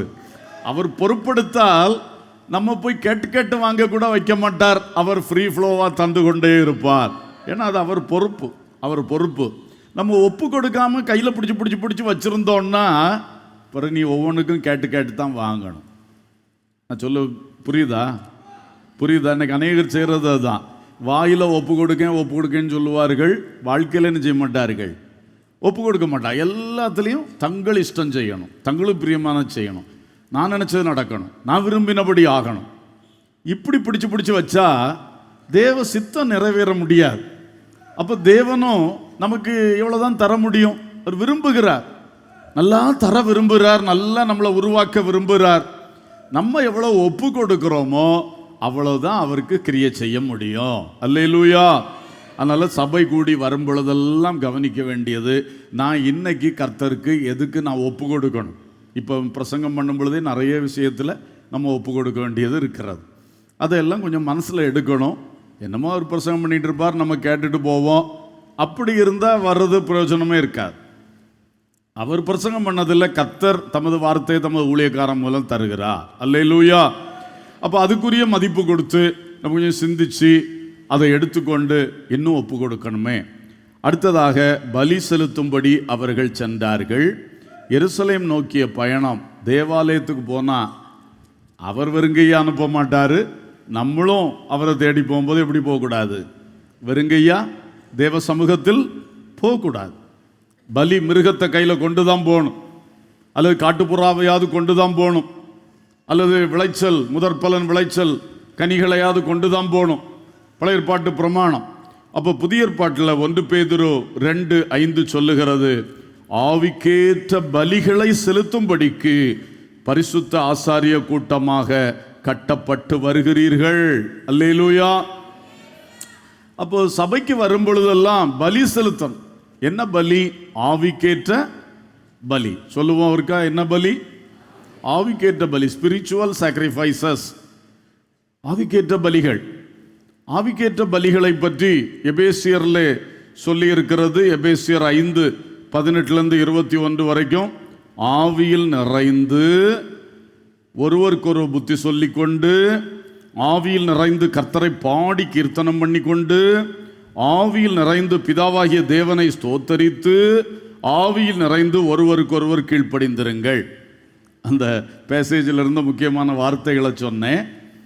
நீங்கள் துன்மார்க்கத்துக்கு எதுவான வெறி கொள்ளாமல், அதாவது மாம்ச வெறி சபைக்குள்ள வரக்கூடாது. ஆவியில் நிறையணும். ஆவியில் நிறைந்து முதல்ல ஒருத்தருக்கு புத்தி சொல்லணும். எக்ஸார்டேஷன், ஊக்கப்படுத்துறது, அதான் புத்தி சொல்லுதல் என்பது.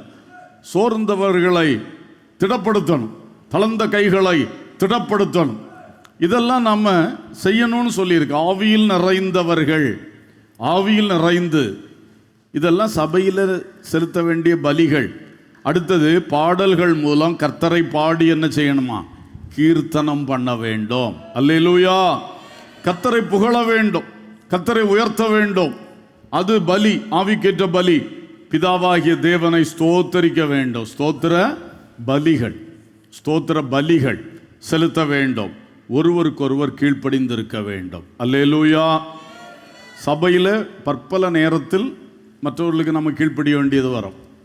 ஒவ்வொரு நிறைய கிரியை நடக்குதில்ல சபையில், ஒவ்வொரு காரியத்தில் அது சந்தோஷமாக அந்த கீழ்ப்படுகிற இருதயம். அவன் யாரு, இவ யாரு, அப்படி அல்ல. நான் இதில் ஒத்துழைக்கணும், கீழ்ப்படியணும், இணங்கி போகணும், அந்த மாதிரி இதெல்லாம் சேர்த்து தான் நீங்கள் ஆவியில் நிறைந்து இதை செய்யுங்கன்னு சொல்லியிருக்கு. அல்லேலூயா. ஆவிக்கேற்ற பலிகளை செலுத்துவோம். இதிலும் நம்மை சரீரத்தையே ஒப்பு கொடுப்பது புத்தியுள்ள ஆராதனை என்றும் சொல்லப்பட்டிருக்கிறது. சரி, இப்போ எருசலேம் நோக்கிய பயணம், சபை கூடுதல். சபை கூடி வரும்பொழுது என்ன செய்யணும்னு சொன்னேன். சபை கூடி வர வேண்டும் என்பதும் மிக முக்கியமானது. எபிரேயர் 10ஆம் அதிகாரம் 24, 25 வாசிக்கிறேன், கவனிங்க.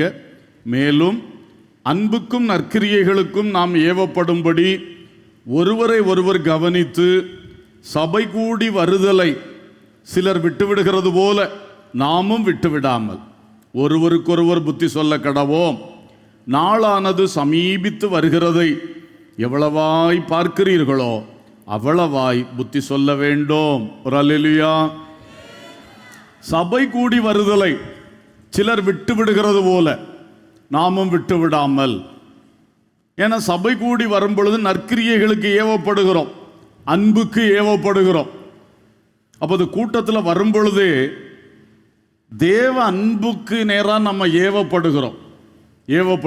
ஆவியினாலும் வசனத்தினாலும் இங்கே நடக்கக்கூடிய ஊழிய கிரியைகளினாலும் அன்புக்கு நேராக, போட்டிக்கு நேராக, பொறாமைக்கு நேராக, எரிச்சலுக்கு நேராக, பகைக்கு நேராக அல்ல, அன்புக்கு நேராக. அன்புடன் சேர்ந்த மனத்தாழ்மை, மன்னித்தல், கீழ்ப்படிதல் போன்ற நல்ல சுபாவங்கள், இதுக்கு நேராக ஏவப்படுறோம். நற்கிரியைகளுக்கு ஏவப்படுகிறோம். அல்லேலூயா. தான தர்மங்கள் செய்வதற்கும் இயேசுவின் நற்செய்தி அறிவிக்கிறதுக்கும் இப்படிப்பட்ட பற்பல நற்கிரியைகளாகிய ஊழியங்களுக்கு ஏவப்படுகிறோம் சபையில். இதுக்காக சபை கூடி வரணும். சிலர் விட்டு விடுகிறது போல நாமும் என்ன செய்யக்கூடாது? விட்டுவிடக்கூடாது. விட்டு விடுகிறவர்களுக்கு நாம் புத்தி சொல்ல கடவோம். ஒரு அல்லேலூயா சொல்லுவோம். விட்டு விடுகிறவர்களுக்கு பாஸ்டர் புத்தி சொல்ல வேண்டும் நான் சொல்லியிருக்கு. யார் புத்தி சொல்லணும்? வாயை நல்லா அடைச்சிக்கிடுங்க. யார் புத்தி சொல்லணும் சொல்லியிருக்கு? நாம் சொல்ல கடவோம். அல்லேலூயா. யாராவது செய்றீங்களா? பக்கத்து வீட்டுக்காரர் ஒழுங்கா சர்ச்சுக்கு வரலன்னு தெரியுது, உங்களோட நல்லா பிஸ்னஸில் வந்து அல்லது உங்கள் மற்ற காரியங்களில் வந்து கூட நிற்கிறாங்க, சபைக்கு ஒழுங்காக வரலன்னு தெரியுது, அவருக்கு ஒரு நாளாக புத்தி சொன்னீங்களா? அன்பா சொல்லுங்க. அதிகாரம் காட்டாதீங்க, கீழ்ப்படிய மாட்டாங்க. அன்பா சொன்னா அன்புக்கு கீழ்ப்படிவார்கள். அல்லேலூயா, ஸ்தோத்திரம். இப்படி எல்லாருமே புத்தி சொன்னா அடிக்கடி ஏவப்பட்டு தூண்டப்படுறதுனால எல்லாருமே சரியாகி விடுவார்கள். அல்லேலூயா. ஆகவே சபை கூடி வருதலையும் கவனிப்போம்.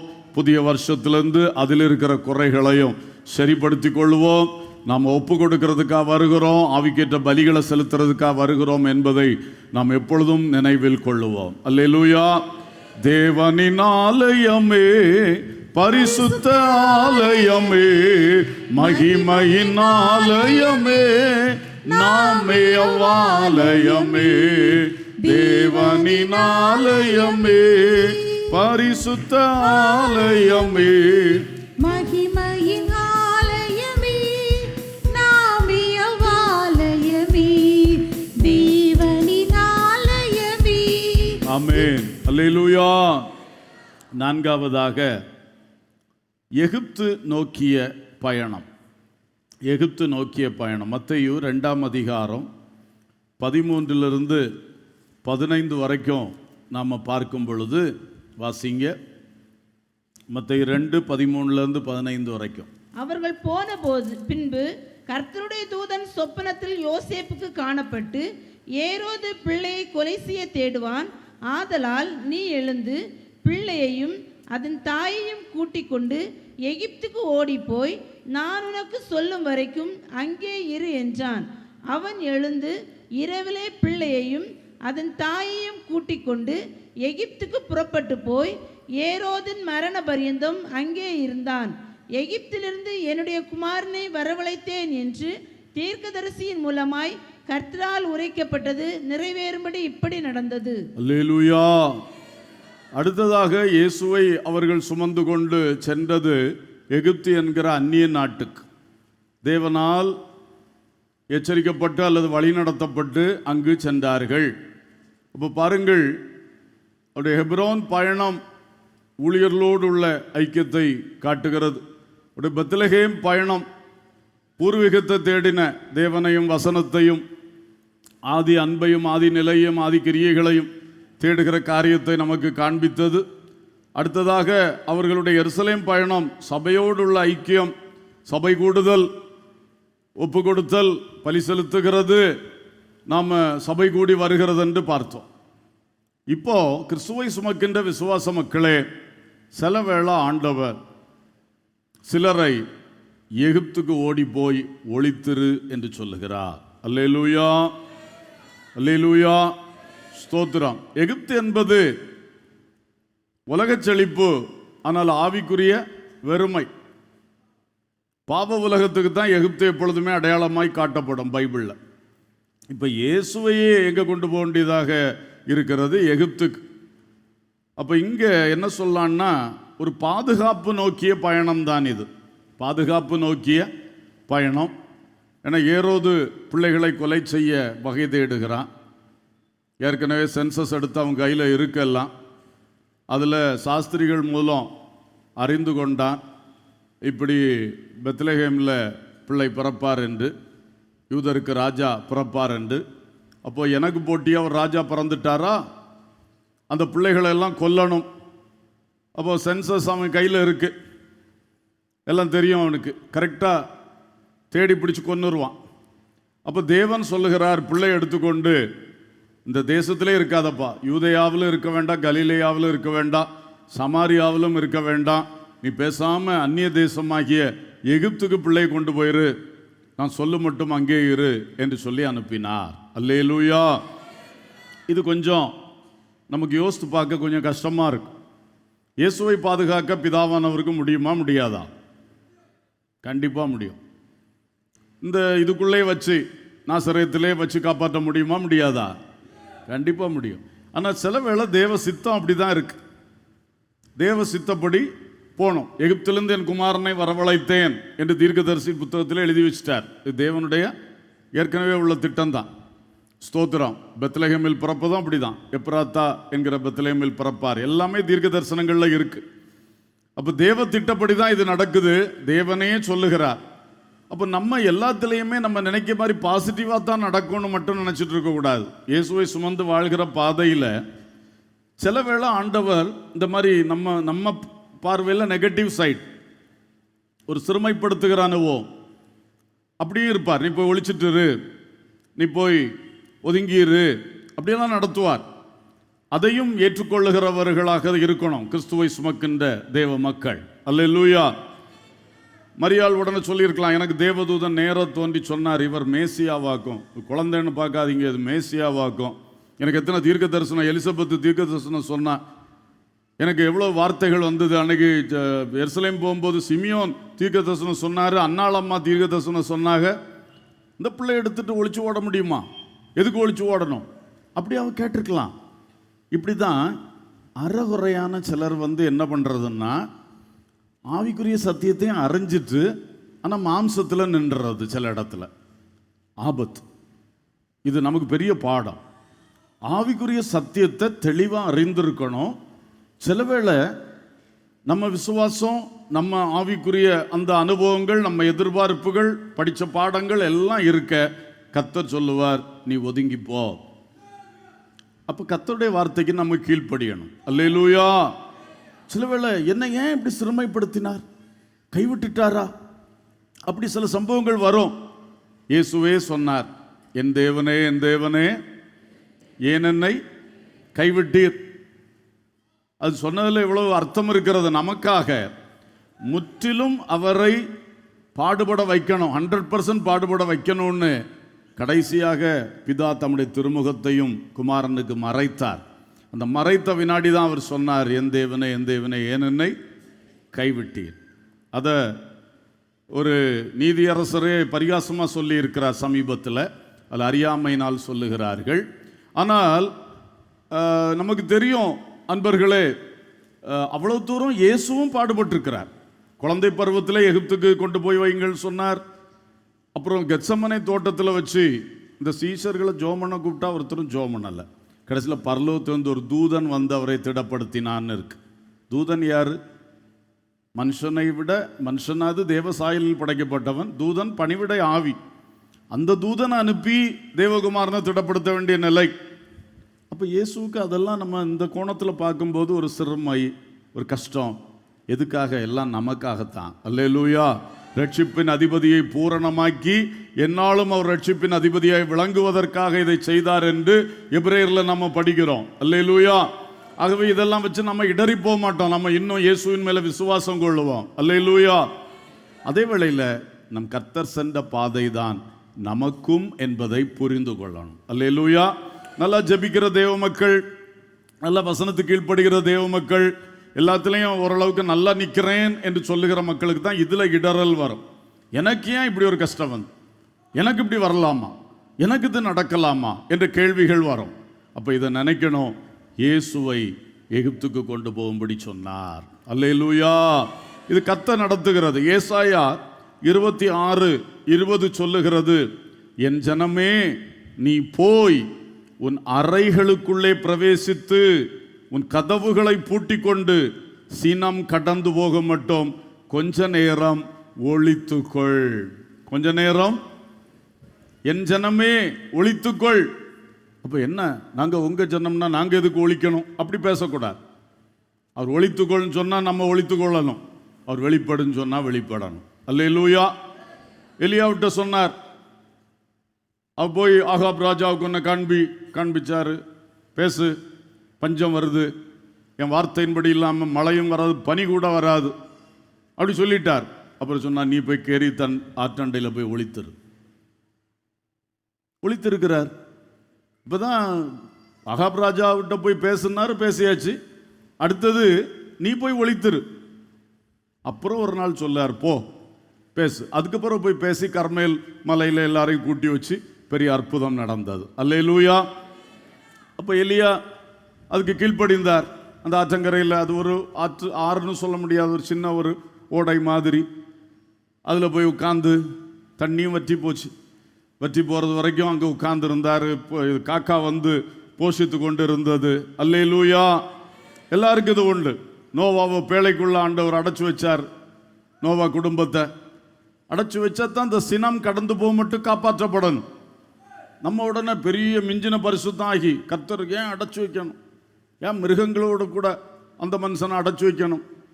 அப்படியெல்லாம் தேவையில்லாத சிந்தனைக்கு போகக்கூடாது. கர்த்தரை மிஞ்சி, கர்த்தருடைய வசனத்துக்கு மிஞ்சி இன்னைக்கு நிறைய துருபதேசங்கள்லாம் இதனால தான் வருது. அதனால மிஞ்சின பரிசுத்தம், மிஞ்சின நீதி அதுக்கு போகாமல் கர்த்தருடைய சத்தியத்தை, ஆரோக்கியமான உபதேசத்தை கேட்டு ஆரோக்கியமான விசுவாசத்தை வளர்த்து கொள்ளணும். அல்லேலூயா. இப்படி மிஞ்சின சிந்தை வந்து தான் நிறைய பேர் இடறி போகிறார்கள். அதனால தயவு செய்து இடறி போகாதீங்க. நோவா பேழையில் அடைக்கப்பட்டிருந்தார். மோசே பாருங்க, நாணல் பெட்டியில் வச்சு அந்த முதலைகள் நிறைந்த நைல் நதியில் வைக்கப்பட்டார். ஸ்தோத்திரம். எலியா கெரித்தாற்றண்டையில் இருந்தார். பவுல கூடையில் வச்சு இறக்கி காப்பாற்றி விட்டார்கள். அந்த மனுஷன் கூடையில் இருக்கக்கூடிய மனுஷனா, அவர் அப்படி பண்ணார்கள். கர்த்தருக்கு ஸ்தோத்திரம். அதே மாதிரி அப்போஸ்தலரில் நம்ம படிக்கிறோம். அப்போஸ்தலர் 16ஆம் அதிகாரத்தில் 6-8 வரைக்கும் படிக்கும்போது, பவுலுடைய மிஷனரி பயணத்தில் ஆசியாவில் வசனத்தை சொல்லாதபடிக்கு பரிசுத்த ஆவியினால் தடை பண்ணப்பட்டு, இதை யாரையா ஒத்துக்கிட முடியும்? ஆசியாவில் வசனத்தை சொல்லாதேன்னு யார் தடை பண்ண? சாத்தான் அல்ல, யார் தடை பண்ணதான்? சொல்லுங்க. அப்போ நமக்கு உடனே அதுபடி வசனத்தை சொல்லதுக்கு ஆண்டவர் தடுப்பாரா? இப்படியெல்லாம் நம்ம நினைக்கக்கூடாது. அவர் தடுத்தார், ஆசியாவில் தடுத்தார். அடுத்தது என்னாச்சு? மீசியா தேசம் மட்டும் வந்து பித்தினியா நாட்டுக்கு போக பிரயத்தனம் பண்ணினார்கள். ஆவியானவரோ அவர்களை போக ஒட்டாதிருந்தார். ஆசியாவிலும் அறிவிக்க கூடாதுன்னு சொல்லிட்டாரு. அடுத்து ஒரு டிராவல் பண்ணார்கள், அங்கேயும் போகக்கூடாதுன்னு தடுத்தார். 2 இடத்துல தடுத்தார். அன்னைக்கு பிறகு அவங்க துரோவாவுக்கு வந்தாங்க. துரோவாவில் வச்சு அன்னைக்கு நைட்டு பவுலுக்கு ஒரு சொப்பனம் கிடைச்சது. மக்கதோனியா நாட்டுக்காரன் வந்து சொப்பனத்தில் அழைத்ததாக. உடனே மக்கதோனியாவுக்கு போனார்கள். பிலிப்பி பட்டணத்தில் பெரிய அறுவடை கிடைத்தது. அல்லேலூயா. அப்போ தடை பண்ண நோக்கத்தை புரிந்து கொண்டீங்களா? ஊழியம் எங்கேயும் செய்யலாம், ஆத்தும அறுவடை எங்கேயும் பண்ணலாம், எங்கேயும் சுவிசேஷம் அறிவிக்கலாம். அந்த தெருவுக்குள்ளே போகாதேன்னா போகக்கூடாது. அல்லேலூயா. அந்த வீட்டுக்கு போகாதேன்னு கர்த்தர் உணர்த்தினா அங்கே என்ன செய்யக்கூடாது? போகக்கூடாது. அதுக்கு மேலே நீங்கள் காட்டுறது உங்கள் மாம்ச பலத்தை காட்டுறீங்க. மாம்ச வைராக்கியத்தை, தைரியத்தை காட்டினா இயேசுடைய ஊழியத்தில் வெற்றி பெற முடியாது. அல்லேலூயா. எல்லாத்துலேயுமே அப்படிதான். அதில் போய் சவால் விடாத. எலியாவை கொண்டு சவால் விட வச்சார், அது வேற விஷயம். அதை எடுத்து வச்சுட்டு நீ போய் கண்ட சவால் விட்டினா தோற்று போவாய். கர்த்தர் சொன்னா செய். அல்லேலூயா. ஆகவே எல்லா விஷயத்திலும் நமக்கு வசனம் இருக்கு, அபிஷேகம் இருக்கு, ஜெபம் இருக்கு, கிருபைகள் இருக்கு, வரங்கள் இருக்கு, வல்லமை இருக்கு. எல்லாம் இருந்தாலும் தேவ நடத்துதல் மிக முக்கியமானது. ஒரு அல்லேலூயா சொல்லுவோம். தேவ நடத்துதல் மிகவும் முக்கியமானது. கடைசியாக அப்போ எகிப்துக்கு கொண்டு போனார்கள். பிறகு எகிப்திலிருந்து வந்தார். அப்போ கடைசியாக நாசரேத்து நோக்கின ஒரு பயணம், கலிலேயாவில் உள்ள நாசரேத்து நோக்கிய பயணம். அதை வாசிப்போம். மத்தேயு 2ஆம் அதிகாரம் 19 தொடங்கி 23 வரைக்கும் வாசிங்க. ஏரோது இறந்த பின்பு கர்த்தருடைய தூதன் எகிப்திலே யோசேப்புக்கு சொப்பனத்தில் காணப்பட்டு, நீ எழுந்து பிள்ளையையும் அதன் தாயையும் கூட்டிக் கொண்டு இஸ்ரவேல் தேசத்துக்கு போ, பிள்ளையின் பிராணனை வாங்க தேடினவர்கள் இறந்து போனார்கள் என்றான். அவன் எழுந்து பிள்ளையையும் அதன் தாயையும் கூட்டிக் கொண்டு இஸ்ரவேல் தேசத்துக்கு வந்தான். ஆகிலும் அர்கிலாயு தன் தகப்பனாகி ஏரோதின் பட்டத்துக்கு வந்து யூதேயாவில் அரசாளுகிறான் என்று கேள்விப்பட்டு அங்கே போக பயந்தான். அப்பொழுது அவன் சொப்பனத்தில் தேவனால் எச்சரிக்கப்பட்டு கலிலேயா நாட்டின் புறங்களிலே விலகி போய் நாசரேத்து என்னும் ஊரிலே வந்து வாசம் பண்ணினான். நசரேயன் எனப்படுவார் என்று தீர்க்கதரிசிகளால் உரைக்கப்பட்டது நிறைவேறும்படி இப்படி நடந்தது. அல்லேலூயா. இப்போ எகிப்திலிருந்து டைரக்டா நாசரேத்துக்கு வருகிறார். இப்போ பெத்லகேமுக்கு வரல, எருசலேமுக்கு வரல, கலிலேயாவில் உள்ள நாசரேத் என்னும் ஊரில். அதான் இயேசு வளர்ந்த ஊர் நாசரேத். இந்த காரியத்தில் நம்ம பார்க்குறோம், நசரேயன் என்னப்படுவார். அதில் எல்லாத்துலேயுமே தீர்க்க தரிசனம் நிறைவேறதுக்கு தான் நடக்குதுன்னு ஒவ்வொரு இடத்துலையும் சொல்லியிருக்கு. நசரேயன், பைபிளில் 2 நசரேயன் இருக்குது. ஒன்று நசரேய விரதம், இன்னொன்று வந்து நாசரேத் ஊரை சேர்ந்தவர். 2 அர்த்தம். அப்போது பழைய ஏற்பாட்டில் நசரேய விரதம் உண்டு. சிம்சோன் நசரேய விரதம் உள்ளவர், யோவான் ஸ்நாபகன் விரதம் உள்ளவர். நசரைட் என்ற ஆங்கிலத்தில் சொல்லியிருக்கு, நசரேய விரதம். நாசரேத் ஊரை சேர்ந்தவர்களுக்கும் தமிழில் நசரேயன்னு சொல்லியிருக்கு, இங்கிலீஷில் நசரீன் என்று சொல்லியிருக்கு. நசரீன் ஆங்கில பைபிளில் 2 வித்தியாசமாக இருக்குது. தமிழ் பைபிளில் நசரேயன் நசரேயன்னு சொல்லியிருக்கு. இயேசு நாசரேத் ஊரிலே பிறந்தபடினால் நசரேயன் என்னப்பட்டார், மற்றபடி விரதத்தினால் அல்ல. அல்லேலூயா, ஸ்தோத்திரம். அப்போ இயேசுவுக்கு இந்த பெயர் வரணும். இதில் ஒரு அதிசயமான காரியம் என்னென்னா, சுருக்கமாக சொல்லி முடிச்சிடுறேன். நாசரேத் நோக்கிய பயணம் என்னன்னா, யோவான் 1ஆம் அதிகாரம் 46ஆம் வசனத்திலே அதற்கு நாத்தான்வேல், நாசரேத்தில் இருந்து யாதொரு நன்மை உண்டாக கூடுமா என்றான். அதற்கு பிலிப்பு வந்து பார் என்றான். இயேசுவை பற்றி அந்திரேயாவும் பிலிப்பும் அறிந்து கொண்டு அந்திரேயா பேதுருக்கு சொல்லாரு, பிலிப்பு போய் அவருடைய நண்பனாகிய நாத்தான்வேலுக்கு சொல்லாரு, நாங்கள் மேசியாவை கண்டோம். யார் மேசியா? இயேசு, இயேசு கிறிஸ்து தான் மேசியா. எப்போ அவர் நாசரேத்தில் பிறந்தவர் இல்லையா, நாசரேத்து ஊருக்காரர் இல்லையா? நாசரேத்திலிருந்து நன்மை வராது என்பது தானே நம்முடைய வழக்கம், பழமொழி, இயல்பு. எப்படி இவர் மேசியாவா வர முடியும்? அப்படி சொன்னா. அப்ப நாசரேத்து ஊரே மோசமான ஊர். அன்னைக்கு நாசரேத்து ஊருக்கு சாட்சியே என்னது? நன்மை இல்லாத ஊர், நன்மை பிறக்க முடியாத ஊர். அந்த ஊரில் தான் இயேசு என்ன செய்திருக்கிறார் சொல்லுங்க? வளர்ந்திருக்கிறார். இந்த பெரிய இயேசு எருசலேம்ல எல்லாம் வளர வச்சிருக்கணும். தேவ நோக்கங்கள் ரொம்ப ஆச்சரியமா இருக்குது. அல்லேலூயா. யூதேயாவில் கூட வைக்காம தாவீதின் வம்சத்தில் வந்தவர் நியாயமா பெத்லகேமில் இருக்கணும், அல்லது பக்கத்தில் இருக்கிற எருசலேம்லையாவது இருக்கணும், அது தலைநகரம். யூதேயாவை விட்டே வெளியே கலிலேயா, அந்த கலிலேயாவில் ஒரு நாசரேத்து, கப்பர்நகூம் போன்ற பட்டணங்கள் இருக்குது, இதை விட பரவாயில்லாம பட்டணங்கள், அதுக்கும் கொண்டு போகாமல் என்னாச்சு? நன்மையே வராது. நன்மைக்கும் இதுக்கும் சம்பந்தம் இல்லையா? அப்படி ஒரு ஊர். நம்ம சில ஊர்களுக்கு அப்படி பேர் இருக்குது தெரியுமா? அந்த ஊர்க்காரன்னு சொன்னாலே ஒரு மாதிரி பார்ப்பார்கள். அப்படி இருக்கு. கர்த்தருக்கு ஸ்தோத்திரம். அது மாதிரி தான் அந்த காலத்தில் நாசரேத்து ஊர். அதான் நாத்தான்வேலுக்கு நம்ப முடியல. என்னய்யா இயேசு எப்படி மேசியாவாக இருக்க முடியும்? அவர் பெத்லகேமில் பிறந்ததெல்லாம் அவனுக்கு ஐடியா இருந்திருக்காது. நாசரேத்துலேருந்து எப்படி நன்மை வரணும்? பிலிப்பு ஒரே வார்த்தையில் சொன்னான், வந்து பார். அல்லேலூயா. நான் சொன்னா நீ புரிஞ்சுக்கிட மாட்டா, வந்து பார். சில வேளை இப்படி தான் பாருங்க, கர்த்தர் நம்மை நாசரேத்து நேரான பயணத்தில் நடத்துகிறார். நமக்கு இஷ்டமில்லாத இடம், உலகத்திலே பெயர்கெட்ட இடம், நன்மையே உண்டாகாத இடங்கள், அப்படிலாம் சிலரை அனுப்பத்தான் செய்கிறார். அதுவும் நீங்கள் புரிஞ்சுக்கிடணும், நீங்கள் இயேசுவை சுமந்து வாழ்கிற வாழ்க்கையில் இயேசு உங்களிடத்திலிருந்து வெளிப்பட்டு மகிமையாய் வருவதற்கு, உங்கள் வாழ்க்கையின் சாட்சி பலமாக இருப்பதற்கு, உங்களை வளர்த்துறதுக்கு ஆண்டவர் சில வேளை அந்த மாதிரி இடங்களை, அந்த மாதிரி சூழ்நிலைகளை, அந்த மாதிரி குடும்பங்களை தெரிந்து கொள்ளுகிறார். அல்லேலூயா, அல்லேலூயா, ஸ்தோத்திரம்.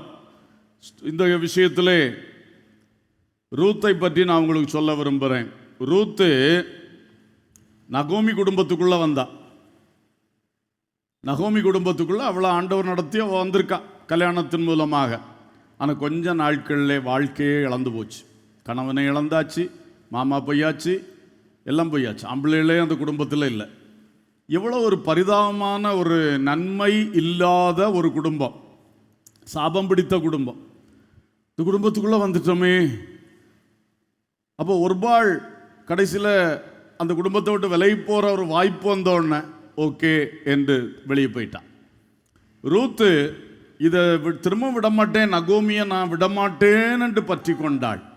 நகோமி சொல்கிறாயம்மா, என் பின்னால் வராத, உனக்கு நீ வாழ்வே கிடைக்காது. இஸ்ரவேலில் ஒருத்தனும் உன்னை கல்யாணம் பண்ண மாட்டான், ஏன்னா நீ மோவாபிய பெண். அது தெரிந்திருந்தோம். இந்த நாசரேத்து ஆண்டவர் எனக்கு வச்சது, இந்த குடும்பம் ஆண்டவர் எனக்கு தந்ததுன்னு சொல்லி அவளுக்கு போகிறதுக்குள்ள எல்லா வாய்ப்பும் எல்லா நியாயமும் இருந்தும் அந்த நகோமி குடும்பத்தை, நகோமியை பற்றி கொண்டாள். உள்ள வந்த பிறகு ஒரு பாள் அதோட அட்ரஸ் முடிஞ்சு போச்சு. அவளை பற்றி எந்த பேச்சும் இல்லை பைபிளில். ஆனால் ரூத்து இயேசுவுக்கு முப்பாட்டியாக இன்றைக்கும் பேசப்படுகிறாள். அல்லேலூயா. போவாஸ் என்பவன் அவளை விவாகம் பண்ணினான். சிறந்த மனுஷன், எவ்வளோ மேன்மை வந்தது. அப்போ ரூத்து இந்த சாபம் பிடிச்ச குடும்பத்தில் தரித்திருந்தது, நிலைத்திருந்தது. அவளுக்கு எவ்வளோ பெரிய ஆசீர்வாதம். அல்லேலூயா. ஆரம்பம் எப்படி இருந்தது? ஒரு பிச்சைக்காரியை போல அந்த போவாஸ் வயலில் போய் அவங்க அறுத்து கீழே தொழிகிற அந்த கதிர்களை பொறுக்கலாம், பரிதாபம். அப்படி தான் வந்தது. ஆனால் அதே வயல் நிலத்துக்கு எஜமாட்டியாக கர்த்தர் மாற்றினார். அல்லேலூயா. உங்கள் குடும்பத்தை குறித்து யாராவது பாரத்தோடு இருக்கிறீங்களா? நீங்கள் விசுவாசிகள், கிறிஸ்துவின் பிள்ளைகள். ஆனால் மகளே, நீ கல்யாணம் பண்ணி வந்து சேர்ந்த குடும்பம், நீ சொல்கிறது சில காரியம் உண்மைதான். அந்த குடும்பம் ரொம்ப பரிதாபமாக இருக்குது சில விஷயத்தில். ஆனால் கர்த்தர் உன்னை ஒரு ரூத்தை போல் அங்கே கொண்டு வந்திருக்கிறார். அல்லேலூயா. ரூத்தின் மூலம் நகோமிக்கு வாழ்வு வந்தது. அதே மாதிரி தான் உன் மூலம் அந்த குடும்பத்துக்கு மேன்மை வரும். அல்லேலூயா. பொறுத்திரு, காத்திரு.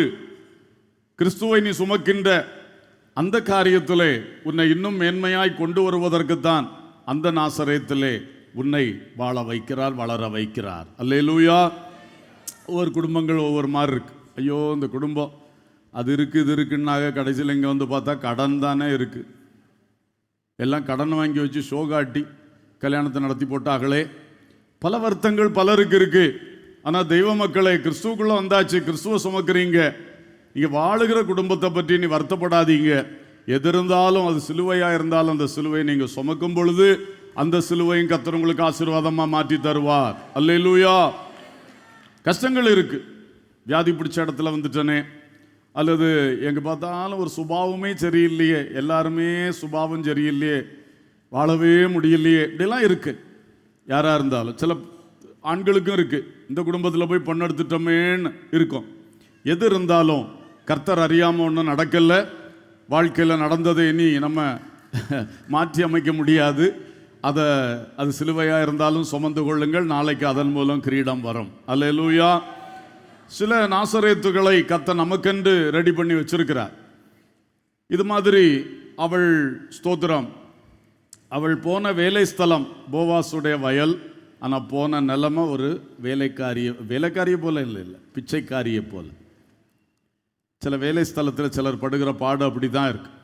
பெரிய கம்பெனின்னு சொன்னாங்களே, பெரிய முதலாளின்னு சொன்னாங்களே, நல்ல தோட்டம்னு சொன்னாங்களே, உள்ள வந்து பார்த்தா பரிதாபமாக இருக்கு. ஒரு நன்மையும் எனக்கு கிடைக்கலையே, இவ்வளோ வருஷம் உழைச்சேன், எனக்கு ஒரு வளர்ச்சி இல்லை, அப்படியெல்லாம் நீங்கள் நினைக்கலாம். உழைத்தவனுடைய உண்மைக்கு கர்த்தர் கூலி தருவார். அல்லேலூயா. ஒருவேளை இன்னைக்கு தரலன்னா நாளைக்கு சேர்த்து தருவார். அவர் உண்மை உள்ள தெய்வம். எத்தனை பேர் ஆமைன்னு சொல்லுவீங்க?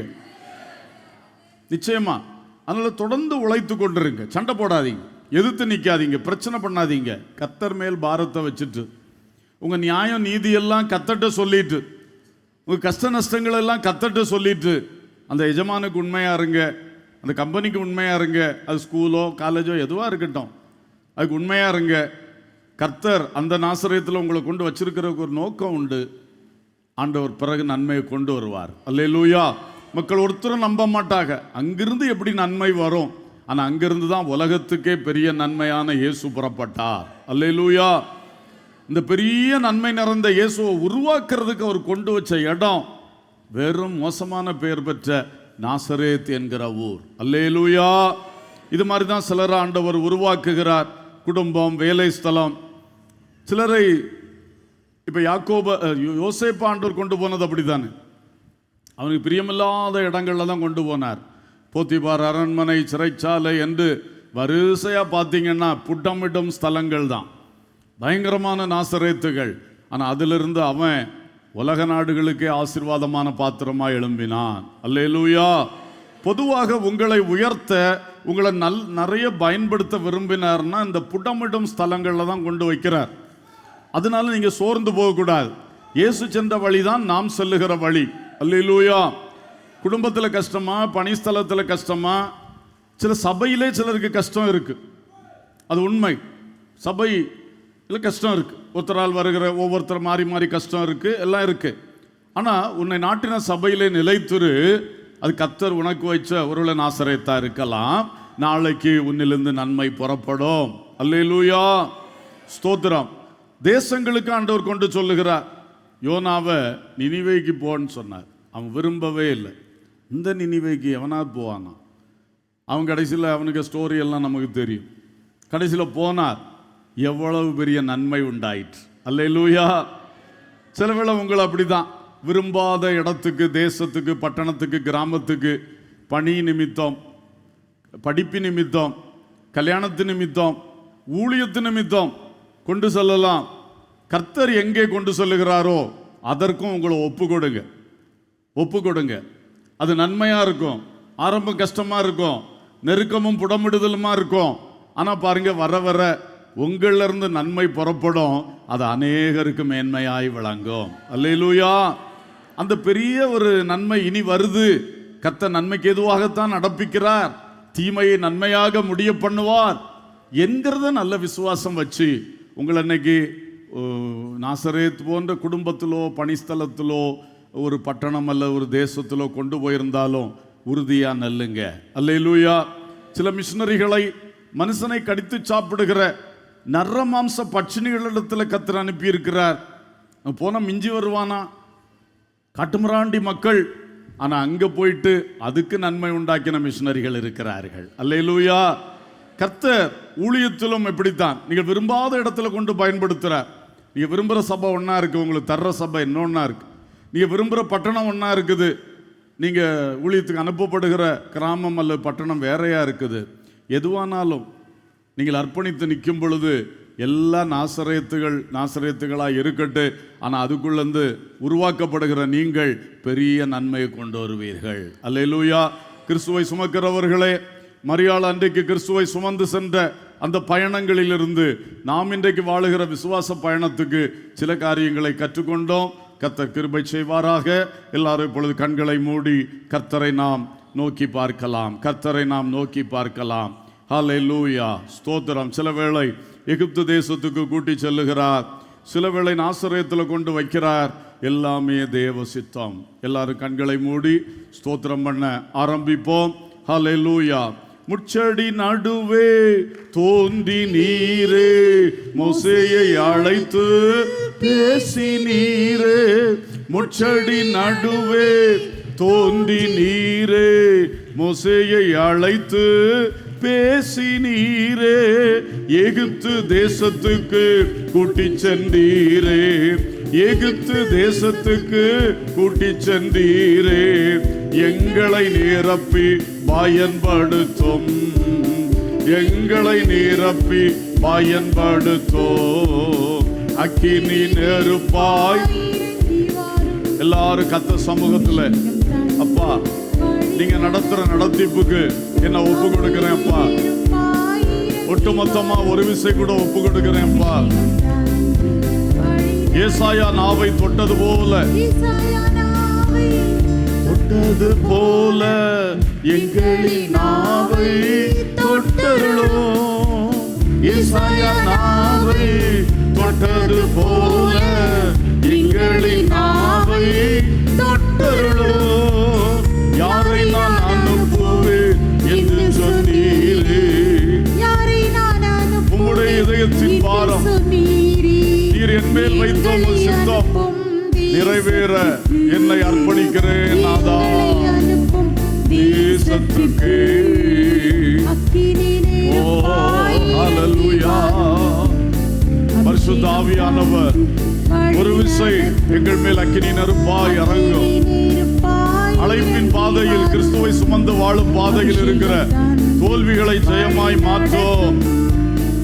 இரவு நேரத்தில் நெருப்பு தூணாய் இஸ்ரவேல் ஜனங்களை நடத்தினீரே.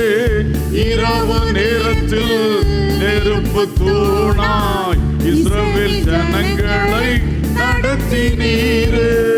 இருண்ட உலகத்தில் உம் சித்தம் செய்திட. இருண்ட உலகத்தில் எந்த நாசரேத்திலும் சித்தம் செய்திட. ஆவியினார் எங்களை நிரப்பும். ஆவியினார். ஓ ஷபலப கரபௌதல ஹந்தரபௌ ஷலப.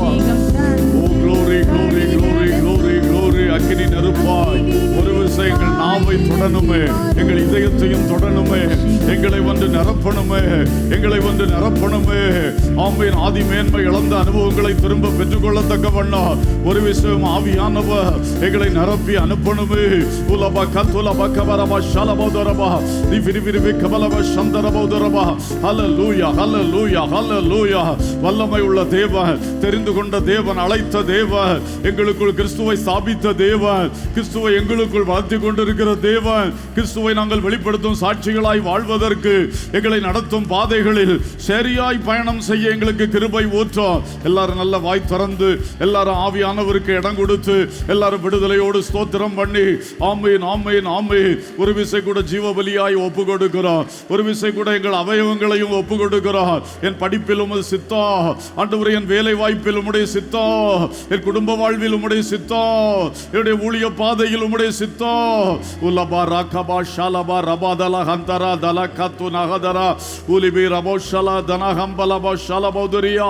ஹல்லேலூயா ஹல்லேலூயா ஹல்லேலூயா. ஊழியக்காரர்களோடு உள்ள ஐக்கியத்திலே குறைவுபட்டவர்கள் அதை சரிப்படுத்திக் கொள்ள தீர்மானம் எடுங்கள். ஆண்டவர்ட்ட ஜெபம் பண்ணுங்க. ஹல்லேலூயா ஹல்லேலூயா. ஆமென். ஆதி நிலைக்கு ஏகணுமே, ஆதி அன்பை பெற்றுக்கொள்ளணுமே. ஸ்தோத்திரம். ஆதியில் செய்த கிரியைகளை செய்யணுமே. தேவனுக்கு நேராய், வசனத்துக்கு நேராய், உன்னுடைய பூர்வீகத்துக்கு நேராய் திரும்பணுமே. எத்தனை பேர் அதற்காக ஜெபம் பண்ணுகிறீர்கள்? கர்த்தர் அதை விரும்புகிறார். கர்த்தர் அந்த கிரியை உங்களிலே செய்ய விரும்புகிறார். உலபா ரபலபா ஷலபா தரபா தீனா ஹந்தனா ஹலபரி அலபா ஷலபா. ஹல்லேலூயா ஹல்லேலூயா ஹல்லேலூயா. சபையின் அனுபவத்திலே வளருவீர்களாக, சபையோடு அதிக ஈடுபாடு செய்வீர்களாக, சபை கூட்டங்களிலே கூடி வருவீர்களாக. ஹல்லேலூயா ஹல்லேலூயா. சில வேளை அறை வீட்டுக்குள் ஒளித்திருந்து சொன்னால், மகனே அடங்கீர், என் பலத்த கரத்துக்குள் அடங்கீர் என்றவர் சொன்னால் கீழ்ப்படிவீர்களாக. நியாயம் பேச வேண்டாம். உங்களுக்கு தெரிந்த வசனத்தை வச்சு ஆண்டவர்ட்டே வாதாட வேண்டாம். கீழ்ப்படியுங்கள். கர்த்தர் நடத்துகிறார். அது உங்களுடைய பாதுகாவலுக்கு ஏதுவானது, அது அடுத்த கட்ட மேன்மைக்கு ஏதுவானது. ஹல்லேலூயா. வாய் திறந்து சொல்லுங்க, ஆண்டவரே நீங்க நடத்துற எந்த பாதையிலும் நடக்க ஆயத்தம் அப்பா, ஆயத்தம் அப்பா. முறுமுறுக்க மாட்டேன், உங்களை கேள்வி கேட்க மாட்டேன், உங்களோடு நான் வாதாட மாட்டேன். க்ளோரி ஹல்லேலூயா. மக்கள்கிட்ட எதையும் சொல்லி சமாளிச்சு அப்படி பேச மாட்டேன். சோத்திரம் சோத்திரம் சோத்திரம் சோத்திரம். எல்லாரும் வாய் திறந்து பேசுங்கள். ஆமேன், ஆமேன், ஆமேன். நாசரேத்திலே என்னை உருவாக்க நீர் சில நாசரேத்துகளுக்குள்ள என்னை நடத்தி கொண்டு இருக்கிறீரப்பா. ஆமேன், அதை புரிந்து கொள்ளுகிறேன். அதற்கும் உம்மிடத்தில் ஒப்பு கொடுக்கிறேன். நாசரேத்திலிருந்து நன்மை வருமா? என்னை கொண்டு இங்கே வச்சிருக்க, இதுல என்ன நடக்கும்? ஆனா அதுல தான் நீர் பெரிய காரியத்தை செய்ய போகிறீரப்பா. எல்லாரும் நல்ல கரங்களை தட்டி அந்நிய பாஷைகளை பேசி எதுக்கு வாய் திறந்து ஒப்பு கொடுத்தீங்களோ அதை ஆண்டவர் உங்களிடத்தில் நடப்பிக்கும்படி எல்லாம் நல்லா கைகளை தட்டி அந்நிய பாஷைகளை பேசி கர்த்தரை மகிமைப்படுத்துங்க. ஆவியின் அபிஷேகத்தை பெறாதவர்கள் கொஞ்ச நேரம் நல்ல ஸ்தோத்திரம் பண்ணுங்க. Amen, amen, amen, amen. Glory, glory, glory, glory. Praise God, praise God, praise God. ஸ்தோத்திரம். அன்புள்ள பிதாவே, நல்ல தகப்பனே, உங்கள் குமாரனாகிய இயேசு கிறிஸ்துவை இந்த உலகத்திலே மரியாளுடைய வயிற்றிலே தோன்ற பண்ணி ஒரு கையினால் வளர்க்கும்படி செய்தீர். அதிலே அவர்கள் செய்த 5 பயணங்களை குறித்து நாங்கள் பார்த்தோம். நாங்களும் இன்றைக்கு கிறிஸ்துவை இதயத்தில் சுமந்து கொண்டு வாழ்க்கை பயணத்தை ஓடிக்கொண்டிருக்கிறோம். அந்த பயணத்திலே நாங்கள் எதை நோக்கி செல்லணும், எப்படிப்பட்ட அனுபவங்கள் வழி செல்லுகிறோம் என்று சிலதை புரிந்து கொள்ளவும் சிலதுக்கு ஒப்பு கொடுக்கவும் ஆண்டவர் எங்களுக்கு கிருபை செய்ததற்காக ஸ்தோத்திரம். எங்களுடைய இந்த பயணமும் வெற்றியாக இருக்க வேண்டும். கிறிஸ்துவை சுமந்து ஓடுகிற ஓட்டம், ஆமேன், ஆகாயத்தில் இயேசு வரும்பொழுது கிறிஸ்துவின் காலடியிலே முடிவடைய வேண்டும். கர்த்தர் அப்படியாக எல்லாரையும் நடத்தும். இந்த வருஷத்தின் கடைசியில் எல்லாரையும் உயிர்ப்பிக்கணுமே, எல்லாருக்குள்ளேயும் கிரியை செய்யணுமே. நாதா, உன் கரத்தில் ஒப்பு கொடுக்கிறோம். வியாதிகள், ஆபத்துகள், மோசங்கள், மரணங்கள், தீமைகள், தொல்லைகளுக்கு எல்லாரையும் விலக்கி பாதுகாத்து கொள்ளும். ஆசீர்வதியும், சமாதானத்தின் வழியில் நடத்தும். துதி, கனம், மகிமை உமக்கே நாங்கள் ஏறெடுக்கிறோம். இயேசுவின் நாமத்தில் கேட்கிறோம் ஜீவனுள்ள பிதாவே, ஆமென்.